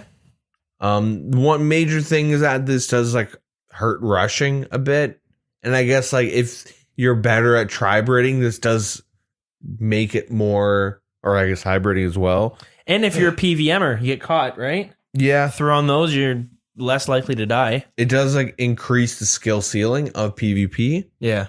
A new Wine of Zamorak spawn, deeper in the wilderness, so faster respawn rate and deeper. Okay. Reduce stats of the D'hide, the black D'hide. And there it is. Yeah, finally like a range nerf, because black D'hide is like splash central in PvP. It's very strong for the price of it, and a lot of it was like, it's just the way it is. Especially if they want to introduce like better magic protection or something. Yeah, and it's ridiculous that Carol's, like it says here, Black Day has slightly less magic defense and range defense, but higher melee defense than Carol's. Like that was always crazy to me. Yeah. You look at Carol's and you got sleeves. How is the D'hide better for swords and shit? I don't know. And then they want to reduce the Avernic Defender repair cost, because right now it's 1 mil. Yeah, okay. It drops 1 mil, but it also costs 1 mil to repair. Typically, broken objects act as a gold sink. However, this one doesn't. We'd like to consider dropping the GP awarded to the peak heir to 75% of the repair cost to be consistent with other broken objects. Yeah. And then Last Man Standing proposed changes. Ooh, there it is. Starting equipment. So initially when you started the game, you're handed a single basic weapon that didn't exist in the real game, other than the recolor of the Toxmetal. Does that sound right? And then, yeah, so you start off with like a non-existent weapon. You loot chests, cupboards, and all that stuff. It gave the Battle Royale feel, but kind of sucks. And there's so much RNG that they want to have players set up in a full tribrid set. Yeah, also people who are good at prey flicking, they kind of ended up really having an advantage. Yep, so they want to give you unlimited prayer.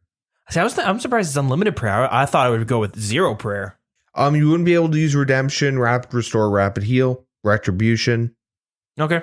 Smite. Interesting. And like looting.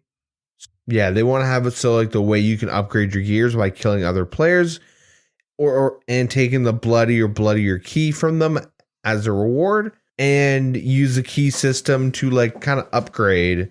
So instead of like looting gear and getting better gear and then killing someone and upgrading like that, you would have a baseline tribrid. You beat them, you get like a key, you can hold on to it and upgrade the key by killing more players, or just by opening it, and that's how you get your tier upgrades and get your advantage. by like actually participating and killing players. So like the more aggressive players have an advantage by the end of it because they have more kills under their belt. Seems pretty good. Which like the one thing in the last man standing, it's like if you have the best gear, why fight? You're just going to waste your supplies, right? So this gives more of a reason to fight because you will constantly be rewarded. Yeah, other changes. So starting defense level would be 75. The stat restore timer has been reactivated, and however, it will count down or up until 75 defense. Every player has the ancient spellbook active. Dropping equipment will appear to all players, and supplies for no one. Loot crates exist, but they now roll on the same offensive table as a bloodier key. And shops that exist for players to buy and sell various items have been removed. And similar to the method used in 1v1 stages of the permadeath, upon a successful kill, all potions and food would be replenished. Cool. So, rewards.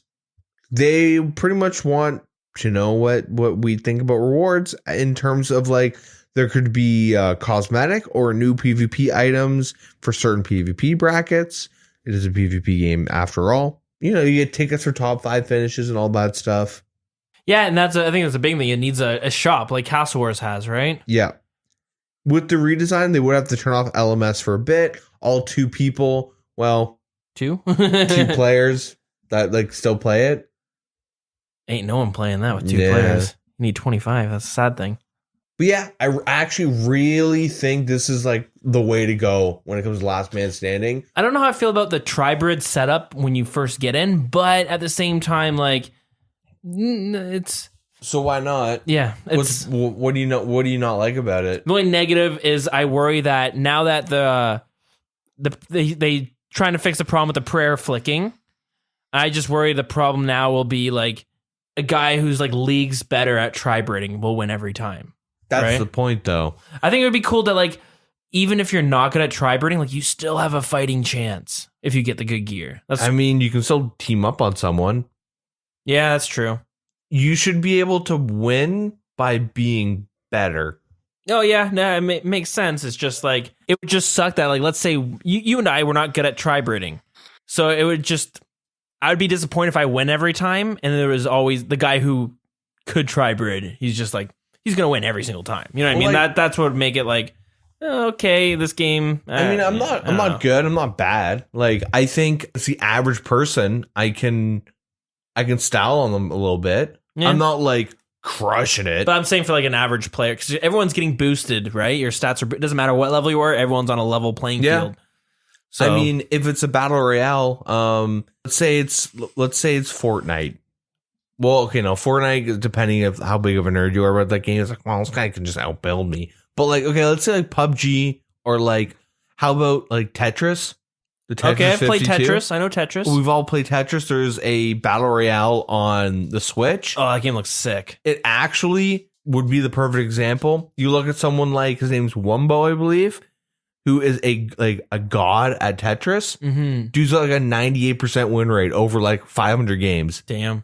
And he's extremely good at Tetris. Like, he does, like, he's just amazing. And I guess in a shooter, but like PUBG or something. But like, I only use Tetris because like there's no advantage. It's all like 100% skill based. PUBG, you drop, you fight, you go into a building with someone on drop, or like Fortnite, they just go in through the right entrance and get a gun and kill you. That feels like shit, even though you're better. But so I'll stick with Tetris because that's all baseline level playing field. If you're like really good at something, you should be rewarded. Like, imagine playing a fighting game or like a battle royale that's like you lose just because like you don't have like the same shit as someone. Like, oh, I don't have an arm. Well, I'm gonna lose. You know what I mean? Like, it's just like, you know the point I'm trying to make. Like, if I'm like better than someone at tribriding, I should be rewarded. Yeah, I know, I get that. I think part of it is like with a battle royale game. To me, it always seems like you'll have the advantage for being better. Like even with Fortnite, if you're better at shooting people, obviously you're gonna do it. You're gonna, for the most part, win. But at the same time, the cool thing about Fortnite is that I could play it and I suck at the game, but I figured if I get the right equipment at the beginning, I have a chance of winning. Right? With RuneScape, I feel like it might not be like that. Like how do you get someone who's not good at tri-breeding to feel like they have a chance of winning, right? That's the only way you get people to keep coming back to the game. Like, well, I didn't win that time, and I'm not going to win most of them, but there is a chance that I will win eventually. Well, like, I think the average person playing will be, like, not the best. Like, especially in the beginning, like, not to toot my own horn, but, like, when Fortnite first came out, I used to shred that game super hard. Like, I had an extremely high win rate. Like, it was ridiculous because, like, I just could out aim everyone. But now when I played like last week with a buddy and I got dumpsters, people are like doing these crazy building strats. But like when I came back to the game, like, and I played last week, I was getting dumpstered because everyone kept playing and everyone got way better at like building, and like strats came up, and then I was getting shit on like all the time. It's because like I'm not good anymore. Mm-hmm. Yeah, the fun of it is like you might be able to win, and you can still win. You don't have to be like in Fools or like, I don't know. Yeah. Like you don't have to be like a top level person to compete. The whole point of these changes, like they very much come off as like, we don't want a permanent PvP world. We don't want a permanent tournament world. We don't want a soft core PvP world where you keep your items and your resources, like, because people ask for that to get better at tri-breeding. It's like, why don't we just turn Last Man Standing as a playground to get better? Yeah, that's a good point, actually. Yeah, that is a good point. Sure, there's training wheels, infinite prayer. Yeah. But that's pretty like necessary. And like you get basic tri-breed, we should mention that you can find other chests to open and you can upgrade your gear. So if you don't want to fight, like you can run around and like scavenge and like, oh, I got these, I have better gear now. Mm-hmm. But they want to make Last Man Standing as like the playground to improve and get you into PvP. And hell, you get rewards. Yeah, you get tickets. It's good. Yeah, you know, I guess I'm on board. It's the changes that they need to do because it's not working in the state that it's in. Yeah, it's like taking two broken cars and then you're like putting them together. Like one's got like a busted axle and the other one's got like a engine. Yeah, I don't know cars. Got wheels. Yeah, at least 3. Yeah, I'm glad though because that's a change we do need. Yep, and I believe that's it for proposed changes and all that stuff. Yeah, it's a pretty hefty one. So we still have Deadman mode. And we got good old Deadman mode. What do we got for that? So they're doing a rerun on 14th of June. Sorry, the 14th of June. There'll be 2 open beta tests, 24th of May and the 7th. There'll be a trial login the 3rd of June. Good stuff. And cool. Then the summer finals will begin 22nd of June. 1 week or prepare, and then the 29th of June is when the final hours. And they're looking at the future of competitive gaming. Sounds about right. Yep. They like looking at these things like PvP bingo, clan cups, they like those ideas, and they're also looking at like an overhaul of a new competitive mode. How's PvP bingo? Well, like a lot of communities and clans have like bingo events. Okay. Where like obtain this, where like you and like a team can have like first one to get a full set of armor from these, and then like they categorize or like and you guys will like grind out and they do bingo but they have that like, get a kill with the D spear and then you like show Evans you did or something, or get 18 tier 10s. Okay. They like that stuff. And then with the bounty hunter, they're now setting in place for plans. So leaderboards, disabling box traps, fires, bird snares, and cannons being set up in bounty hunter worlds 1 to 10. Nice. Cosmetic reward shop additions. That's all they have right now, but they obviously have way more. Mm-hmm. Like they're like, they've now actually started planning out about new bounty hunter stuff. And they teased it back in October. 2 years ago. Yeah, 2 years ago they first did it, and then they did it again this year at RuneFest. So long time waiting. Yeah. Fun stuff. That's it. That's it. Wow. That was a A lot to tackle through, but we ain't done yet. So before we quickly move on to our skill contest that we got going on, there was one community chatter news that I noticed, and I remembered as we were recording. Looked it up real quick. The Google Play Awards have been released. Remember that thing? Yep. And guess who won? Fortnite. Fortnite wasn't even in it, but Marvel Strike Force was the winner. Wow. So, Innovative. Yeah, you know what? I saw a tweet as we were recording right now, and I'm like, you know what? I gotta pull up this game to see how it is real quick. It's your typical pay to win game. It's Bad. It's turn based. You make a team out of Marvel characters, and you face. Have you ever played Summoner's War? Anyone who's played Summoner's War would know what I'm talking about. But you just it's turn based combat. That's all it is, and it's on repeat. Basically, you have to grind materials from certain stages to upgrade things. You also have an energy bar, so you can only do X amount of fights per couple hours, right? Yep. You got to buy your heroes, cost about $10 each to buy one. Yep. Or you can get them through loot crates. Or by watching Endgame, maybe. Maybe. Thanos. Maybe. Hey, I just spent $80. I got Thanos. Yeah. It's nothing special though. I quickly dabbled in it. It's like it's just timing. It's with the movies and stuff coming out and the hype. It's nothing exciting, and you get to a point where like I saw an option that said auto win. So you know that when your characters get strong enough, you're still needing to go back and grind the smaller fights, the lower fights. But since it's easy, you probably click auto win, it'll automatically fight for you. Yeah. So yeah, anyways, it won. I'm not totally surprised because the Google Play app itself is kind of shit. Like you can't ever find good games on it because it's always the pay to win games that are like, if you search any game or you're like looking the top games recommended for me, that's always the pay to win ones.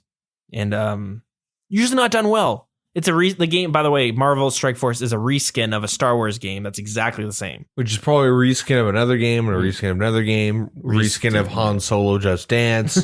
Yeah. Yeah, so full circle there. Yep. Anyways, let's get into our skill pitches. So you're the one who came up with this idea last week. Yep.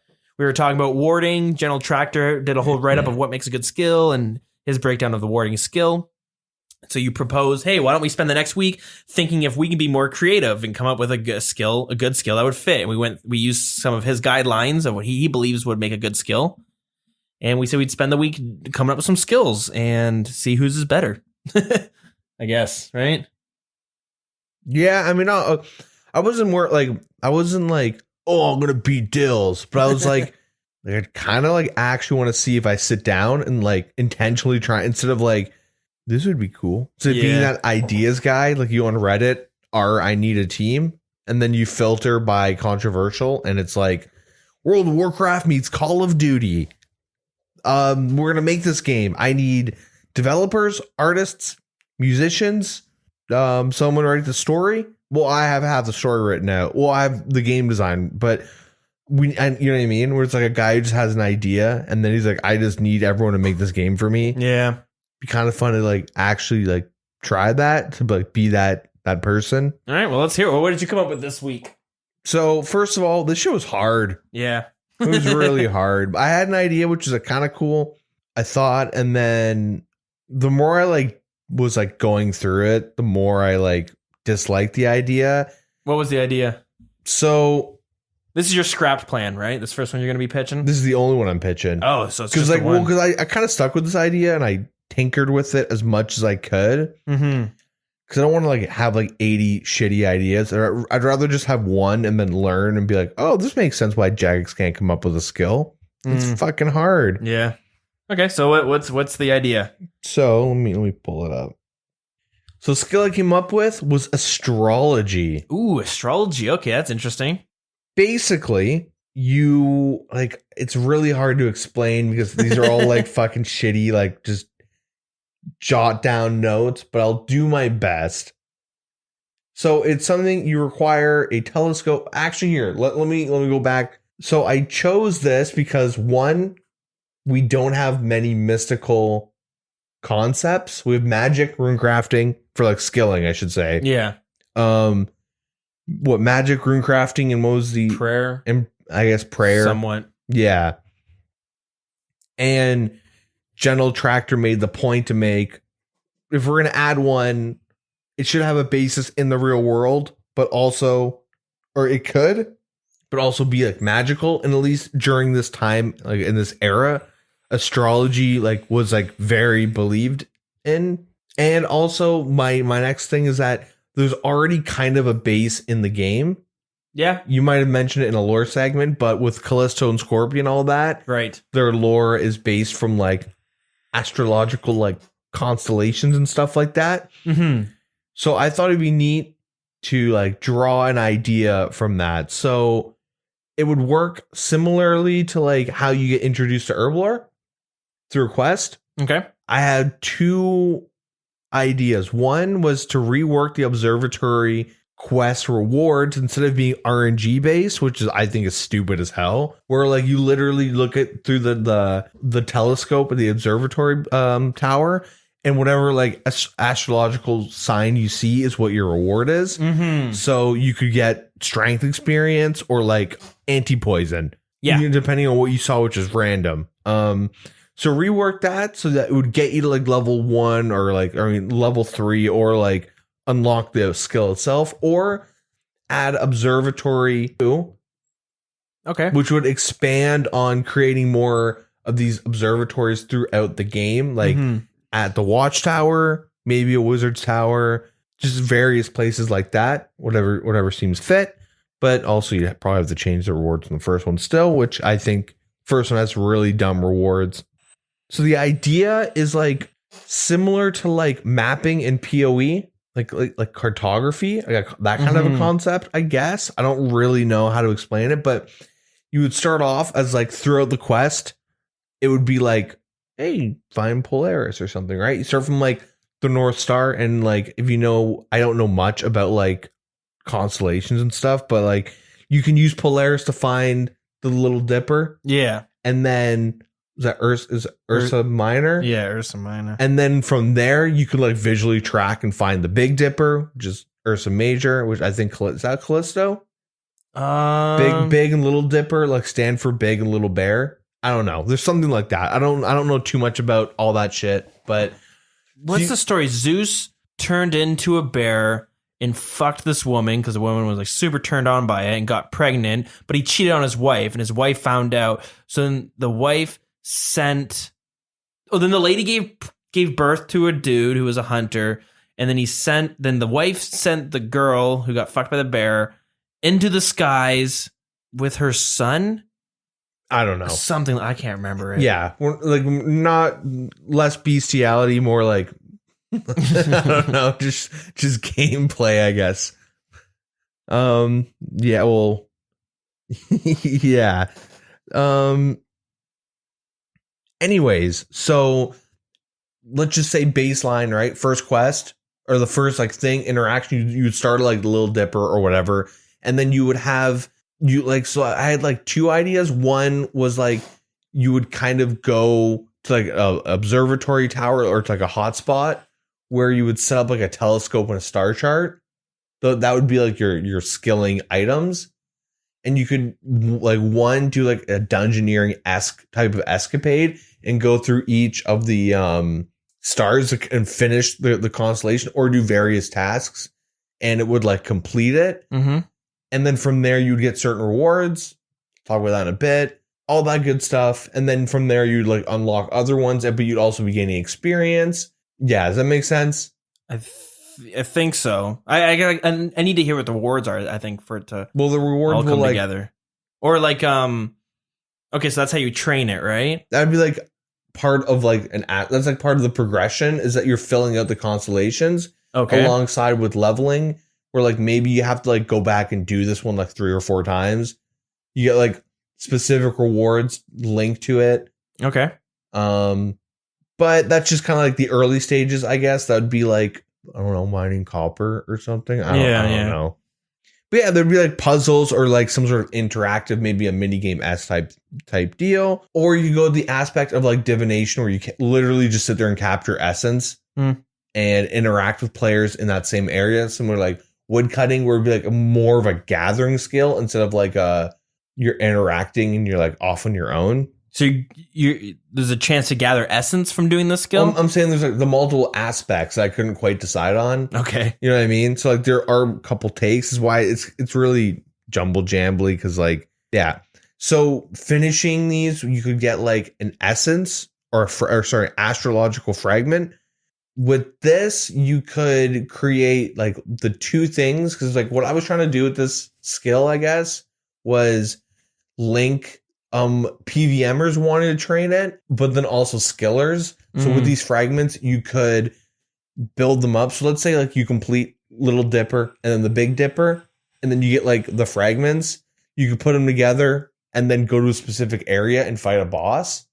Okay. Or you could turn it into like another thing, which I'll talk about in a bit, which would be more geared towards skilling or like making money out of it. Following me so far? Yeah. Okay. So alongside with like the instance or interaction, the minigame as whatever concept, there could be hotspots. So temporary spots that pop up where it's like, oh, you go here and like there's like certain like constellations, you have to like go to a certain spot, and you and a bunch of players can opt in to like do like a thing, like I don't know, like think of it as like a winter Todd or like maybe like meteorite mining from RS3. Yeah, or like a raid that moves around where you go to a spot with a bunch of people and you guys go in to like do this shit together. Okay.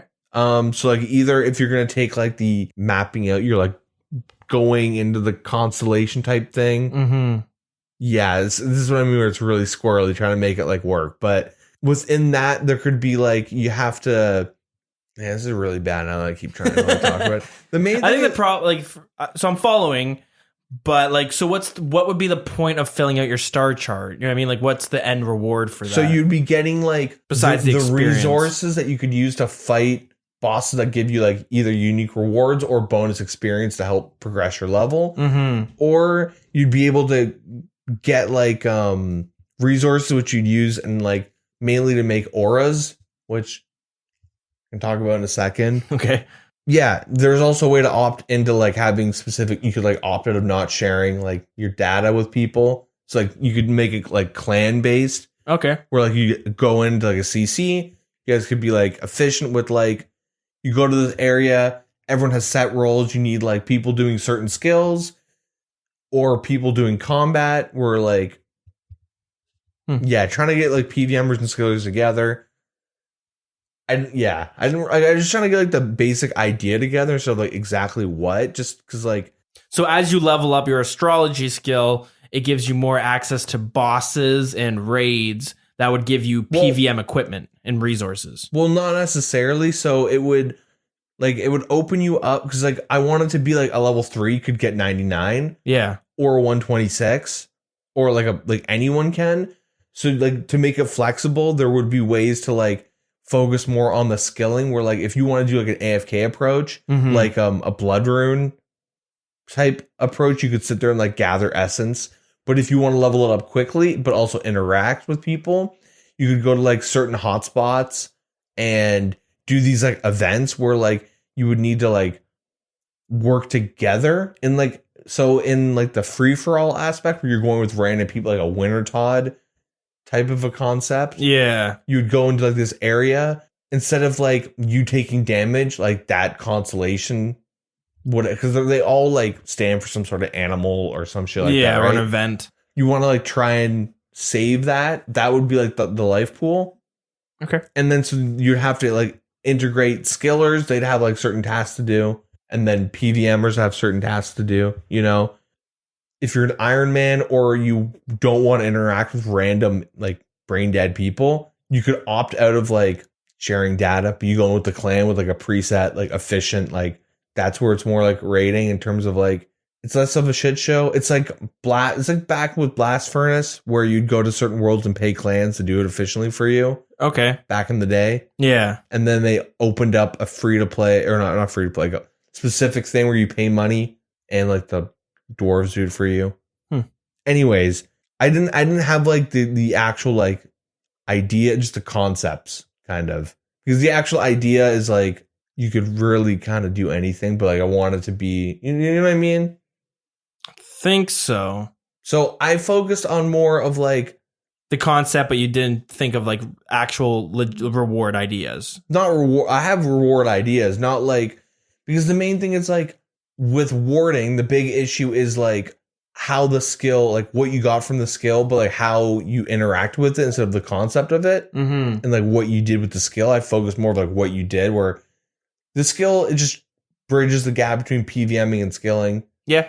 Okay. With flexible rewards, where if you are like want to do like raids 3, maybe you have to grind out this shit in like astrology to do this and get these fragments or whatever. Anyways, so you need to interact with each other, all that stuff, help out each other, work in clans, teams, all that stuff, trying to get like community involvement. Main thing is, who cares? Rewards. I came up with like minor and major auras. Okay. So minor auras would be focused on like skilling. So it'd be like this percentage on like getting bonus rewards, or like getting like, let's say you're permanently, you have them permanently, or is it like an item you have to? It'd be like you would like, it would have like a charge rate. But it's an item that you use. Yeah. Okay. It would go in like either have like a new item slot, or you could just have it replace ammo. But that there's a lot of tricky things when it comes into that. But so like if it's a minor and it's for skilling, like MINOR, not ER, but it would be an idea could just like, you cut like an oak tree and you have a chance to get like willow logs from it, right? Like just something baseline for skilling, so you're not missing out. And then the major would be for PVM, non-instance PVM, and some of them would be usable in PvP. So like I don't know, like bonus accuracy, but like to like a very small extent. Yeah. That would like, it's kind of like a charged piece of equipment that you would use. It would lose charges, and that's where like the shards and fragments would come in. It's kind of similar to actually how this crystal thing kind of was released. But like it would give you a reason to go back and grind that skill, and then like go and fight bosses and stuff like that. You couldn't use them in instance bossing, mainly because like in like raids and stuff, because that would like really change the meta in like Vorkath and Zara. But yeah, that was pretty much like all I could really come up with. An interesting idea. I think the problem when it comes with like auras is like, yeah, it's like it's hard because people are so worried about best in slots. So like an additional bonus has to be some sort of trade off to make people happy, right? Yeah, like, I'm not focused on like 5% chance to heal like Guthans. Like I was just focused on like the main concept of like, because like, I'm not like a numbers guy or anything like that. Like it's kind of just like, would this be healthy for the game? I don't know. Like there definitely would be some issues, but like the main thing I wanted was to like bring in a skill that like isn't catering to one audience. Yeah. And that's like, and the astrology, like lore wise, would be kind of cool to like imbue your character with like mystical powers or like an aura, I guess. And just being into like kind of further expanding, because they do like touch upon like astrology a bit in the game. It's a cool idea. I think astrology is a very cool direction to think. Yeah. For a new skill. You have like a lot of cool ideas, but I think it's like really complicated too, right? But I think that's like, what you kind of need with a new skill if you want it. Well, like it's mainly complicated because like I just had like, I kept having to go back and rewrite parts. I bet you my first concept would have made way more sense. But like I kind of kept going back and like rewriting certain parts, and so it's kind of like a mishmash of like 8 different ideas. But I wanted the idea of like by 99 you have your star chart like fully filled out. It's like, hey, this is a hotspot with like this is happening to this, or it's like this time of the month. It's, you know, time of the month. Go get some ice cream. But like go here, do this. Oh, like these like this world, like this, the world, astrology world's retarded. Or like I want to join this clan that kind of just does it a bunch. Like I don't know. I kind of wanted to just like bridge the like a lot of gaps that were in the community. Maybe I was like a little bit stretching too far, but like the main idea was to find a way to bring a reason for skillers and PVMers to like group. Like imagine someone who only does Theater of Blood. Yeah. And then someone who just like 3 ticks and 2 ticks. Like they just take like people with the same mindset, but very different ways to play the game, wanting to find each other and meet up and go and like grind a skill together where they both get rewards that benefit them in very different ways. Or even have like a PvP or team up with like a dude. It was like, here's your spade back, buddy. All right, let me do this. You do that. Like blah, blah, blah, blah, blah. Because I want to get this like this thing for PvP. Yeah. Or it becomes like a symbiotic thing, right? Yeah. Symbiotic relationship. Yeah. That was like the main concept. I guess if you're like listening, like you probably come up with some like pretty decent ideas to build on that. I didn't want it to be like Dungeoneering 2.0. Yeah. I didn't want it to be like AFK skilling 2.0, but I wanted it to give leeway to like, if you have a preference, you could level it that way. Yeah. It's I think that could have potential like with more fleshed out with like yeah. But I like the idea of like a star chart and stuff and like yeah, I don't know. Yeah. What'd you have? Yes. So I got 2. Can I pitch them both? Yeah, swimming. No, not swimming. I decided to we'll leave that one on the back burner because I was like thinking, and the 2 ideas were similar. I started off with one.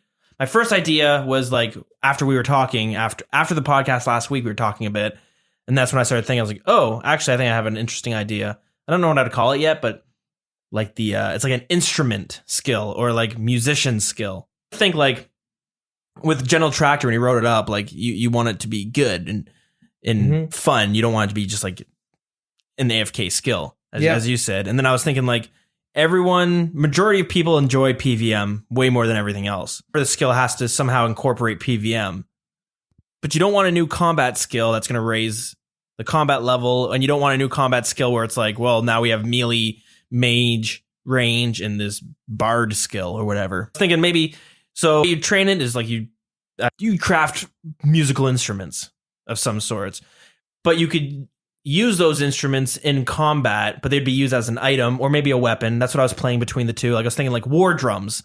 You have some like giant bongos. Maybe it has charges. So then you just use it as an item, and then maybe your opponent, like this one, you'd have some for PVM or some for PvP, right? But you'd have maybe use it and the opponent's defenses are lowered by like whatever. Yeah. But it has charges.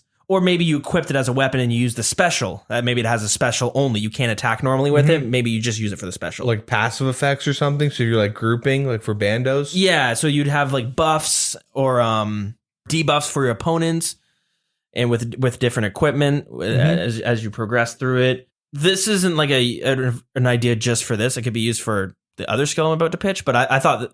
So in RuneScape 3, you can get an item called a lucky item, which is so you can get like a lucky abyssal whip, and all that is you get it from the treasure hunter. You get it from spending money in the game, or not if you're lucky, but you get it.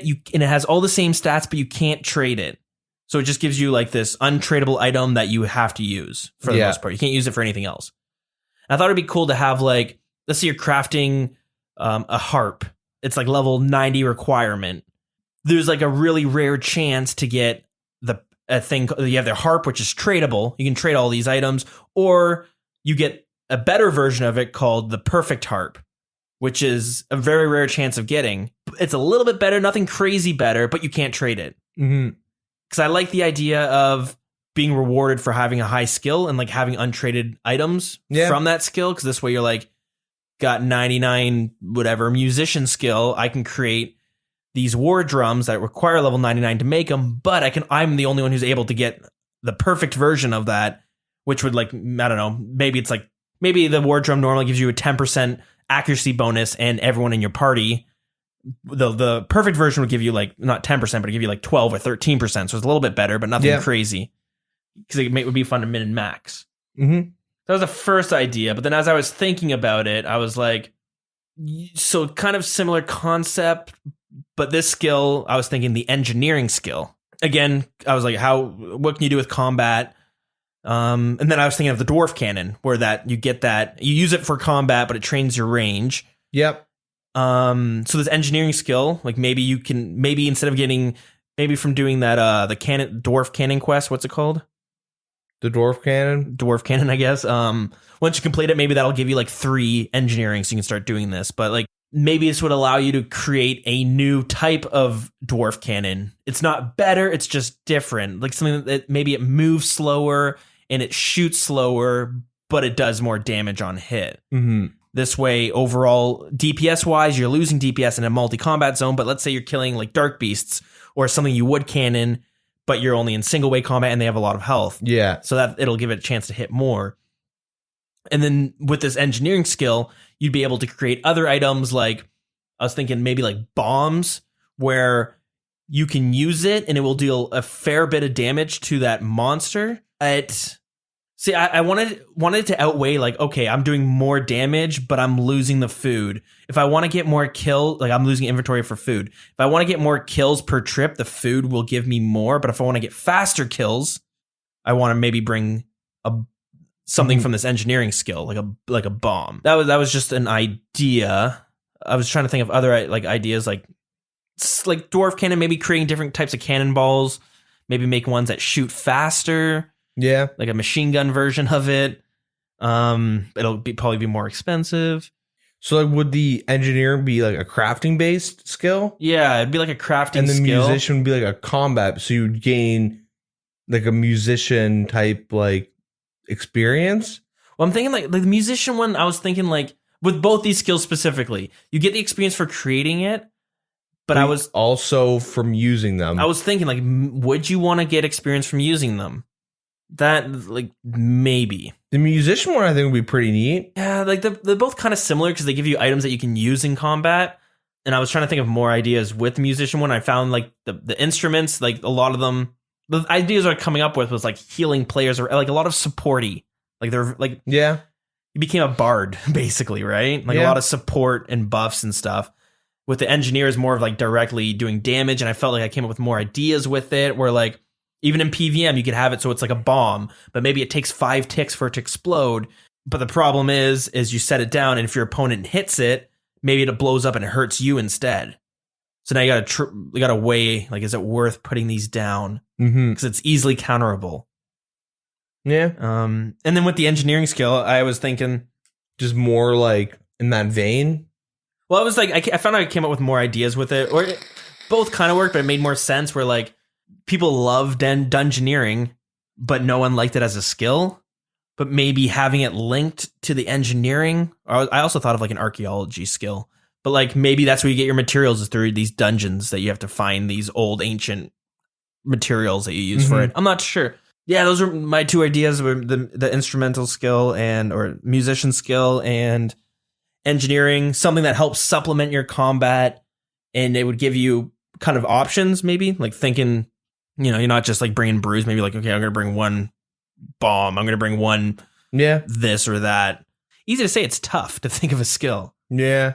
Because like even both those skills, I was like thinking like, how would you train them? And you're basically fletching, right? You're just making shit bank standing. Unless you use them, and that's how you got experience. I mean, it could be a turn-off. You could maybe find like, at least with musician, it could be like every couple ticks, Because with the engineering one, I figure you could do. I feel like I came up with more ideas. Like you could put like things down that stun people, or maybe you could place a bomb that blew up in like with Olm, how he drops those crystal bombs. Yeah, and it's like a 5x5 square. It seems like it does damage. Yeah, like you could set something up like that, but you would also take damage in it. So then I don't know. You place it and then you run. I don't know. Yeah, it'd be pretty neat. I don't know. It's tough to come up with a skill though that like you want to make it fun, but also rewarding from training it. And it's hard to not just like say dungeoneering too. Yeah. Yeah. But we did get some suggestions on other people's and their ideas for skills, and also what makes and breaks a skill. Yep. So let's see here. And if I missed your message, I'm very sorry. I'm mainly just looking at the Wilderness Podcast channel on Discord. So if you posted outside of that, I may have missed it, and I apologize. But anyways, Major League said, my idea would be to add mountaineering skill, and you add new mountain regions to the game. As you level up, you could use better and better mountaineering / climbing equipment, such as flax spun rope at level 10 and dragon grappling hooks at level 90. That's a cool idea. Like maybe maybe the hard part is having the right equipment to get to the very top of mountains. Yeah. I don't know. Sorry, I missed some of these, but both Panty Drop and Chick both gave suggestions on when discussing the skills, even though we kind of already did that, but says maybe try to figure out how would the skill benefit the game as a whole instead of just adding another grindy skill. Is this a skill we truly need or just something else to do in the game? And is this skill that something we can do that can be expanded on, or will it be dead end like mining and fire making? So I think both of our kind of ideas are much more generalized. So like easily add more tiers as it goes. If for the first one, how would the skill benefit the game as a whole instead of just adding another grindy skill? That's a hard one. Like you have to find a way to supplement what we already have in the game then without it being unnecessary. Yeah. And then his second one is a skill we truly need or just something else to do in the game. So kind of similar to his first point. And that's the thing. I think it comes down to like there really isn't any other skills we need in the game because we have plenty. Yeah. But somehow making either combat more fun or different, or like with yours, how it can open up different combat things and make it so it's like different, almost like skilling raids, but also having PVM involved as well.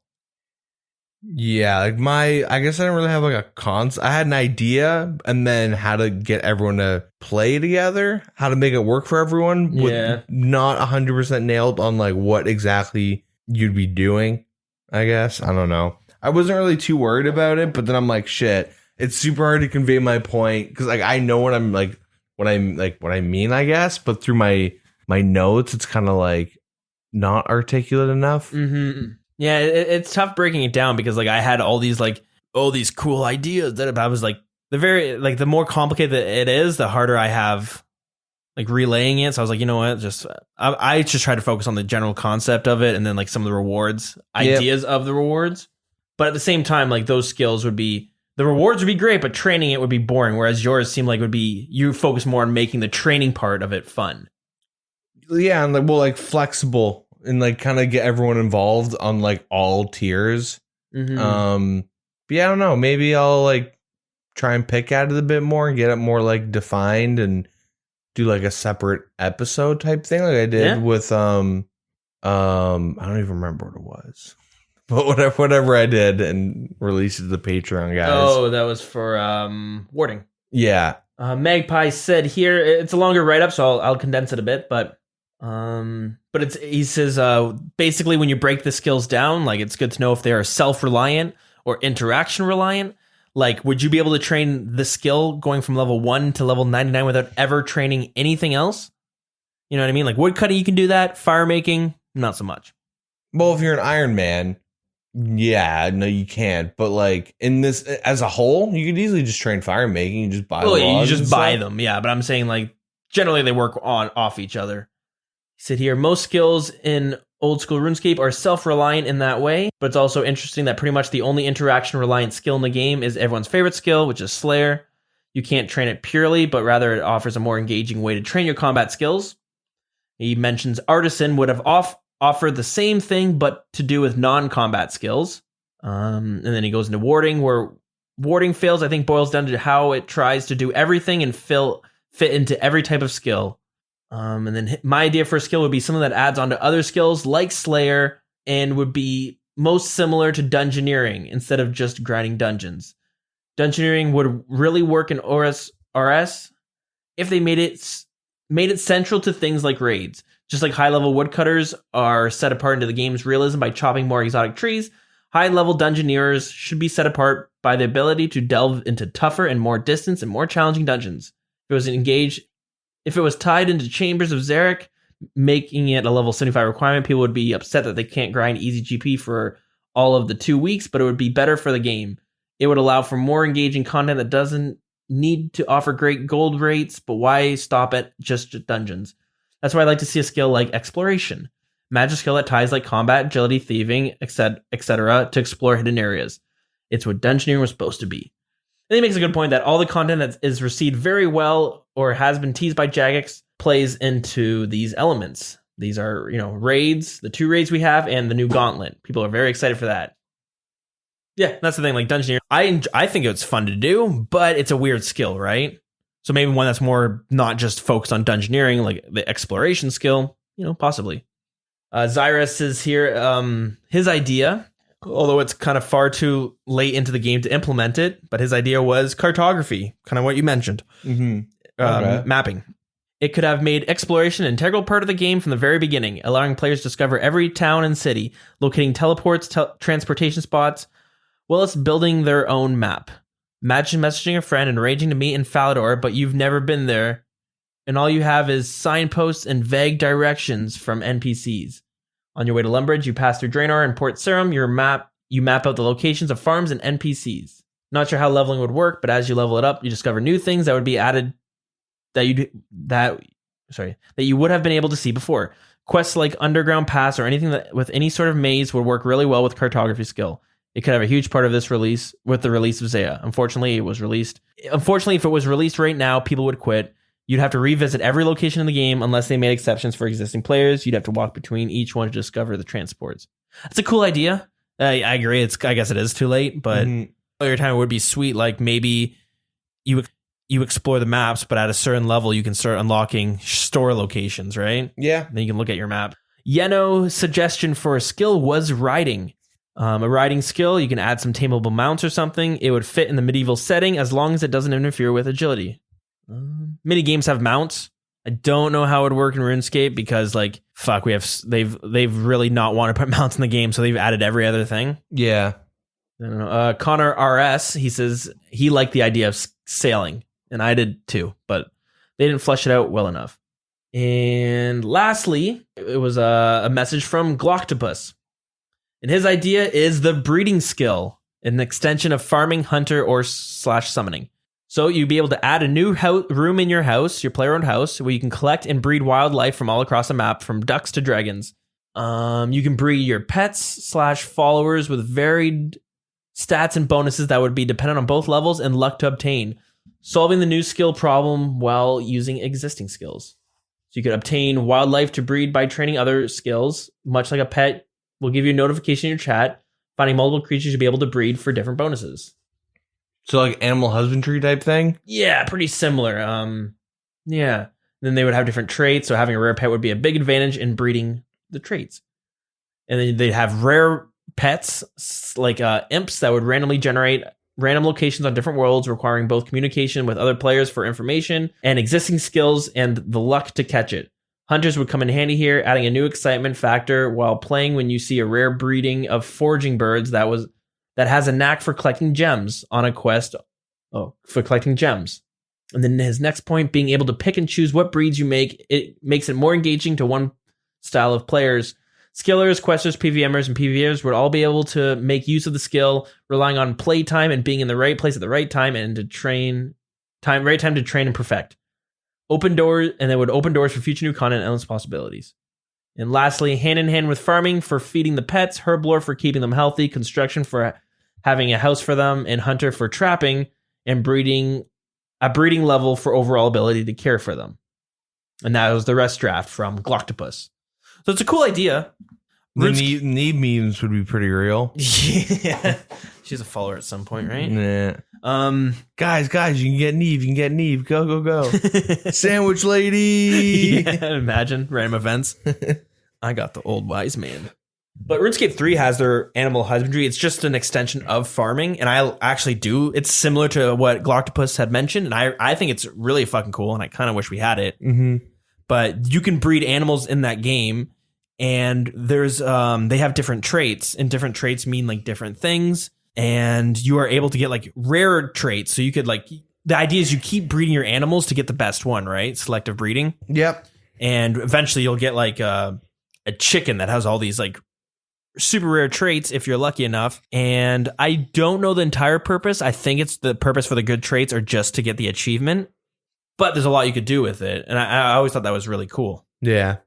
Yeah, a lot of cool ideas that could definitely show.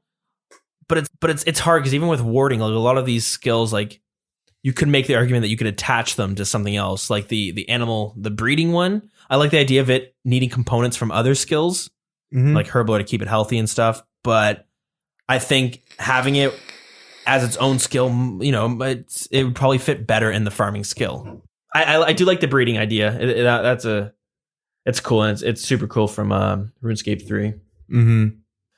So yeah, thanks for writing those in. Those are some cool suggestions, and it's I like hearing the other ideas. Everyone has like unique ideas for the most part, right? I was surprised no one has a similar idea. Yeah, Deegan, you mentioned last week how you wanted to do a little bit of a giveaway for this. Yep.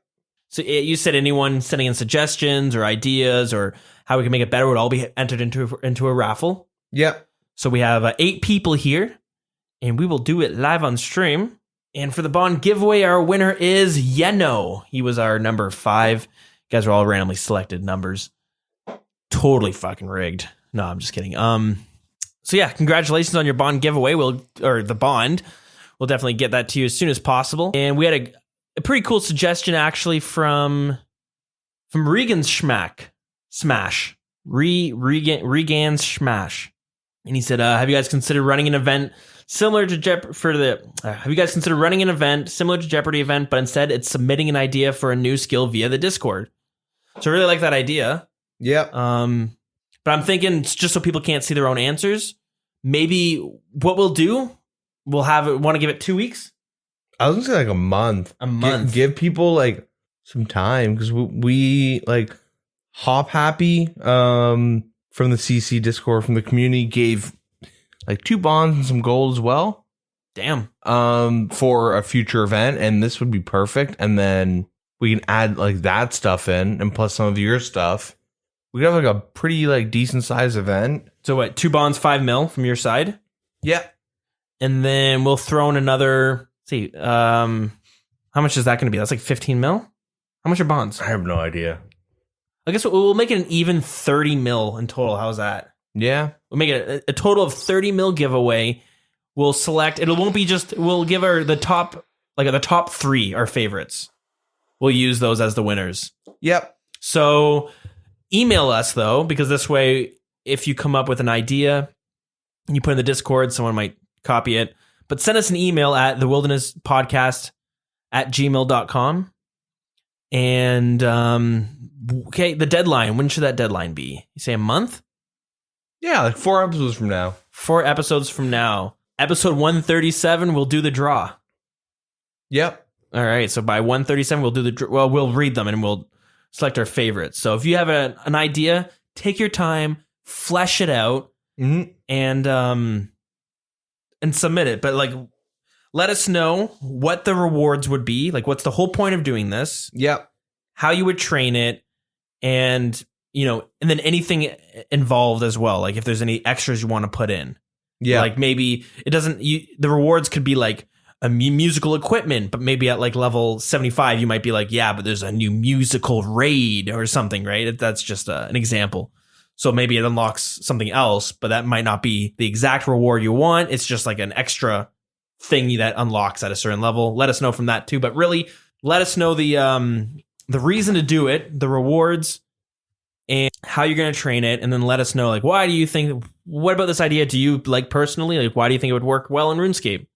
And then send us an email. Take your time with it though. You got 4 episodes. Yeah, leave your username as well. So in that email, so that we can make sure we get the money to the right person. Yep.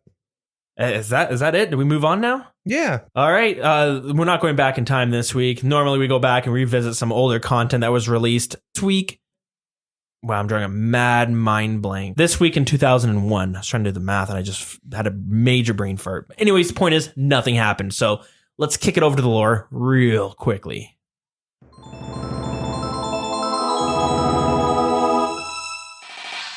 Last week, we wrapped up the Chambers of Xeric and all the bosses within. This week, we move on to the next raid, Theater of Blood. The Theater of Blood is a large arena located beneath the castle, Versenhaza. Versenhaza is located in Mireditch, which is located in the area of Mauritania. Mauritania is predominantly run by vampires.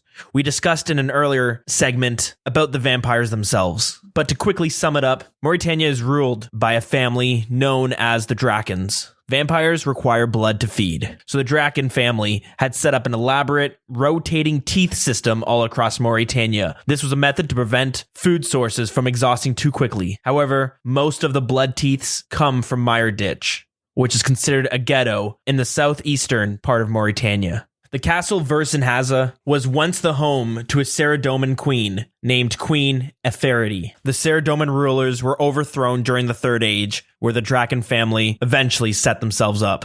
Currently, the ruler of the castle of Versenhaza is Lady Verzik Vertur. The arena known as the Theater of Blood was mainly used as a source of entertainment. Citizens of Meyerditch were encouraged to go to the theater and fight against various experiments and abominations. They were promised freedom from the Blood Teeths and the right to leave Mauritania if they were able to succeed and complete the Theater of Blood. But more often than not, even victors of the arena weren't allowed to leave. Originally, the Theater of Blood was only meant for citizens of Meyerditch, but over time, others were allowed to enter the arena themselves.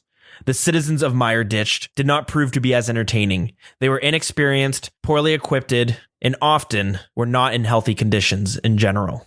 So that's basically the intro of the Theater of Blood, set up by the vampires as a source of entertainment, with the promise of citizens who complete the theater to be allowed to leave and avoid any blood teeths, although that proved to be a ruse. Now, anyone can enter the Theater of Blood. Next week, we visit the very first room. Now that we're back, this episode's getting a little bit longer, but we're going to end her real soon. But before we do that, we have to tell you about what we got going on.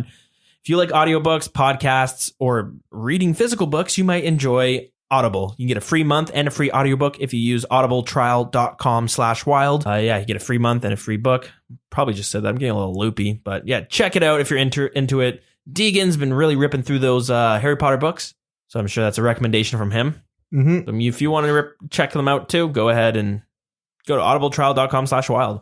You can also support the show directly by going to patreon.com/thewildernesspodcast. Our supporter of the week is Nolem. So thank you very much for supporting the show. We greatly appreciate it. Yeah, who knows? You might be getting one of Deegan's bonus astrology episodes. I don't know what you want to call it. The Deegan rambles when he comes up with his new skill. He may or may not. Yeah, I don't know. I got a pretty busy work schedule this week, but yeah. Maybe I'll sit down and like flesh it out a bit more. But either way, we greatly appreciate everyone who supports the show.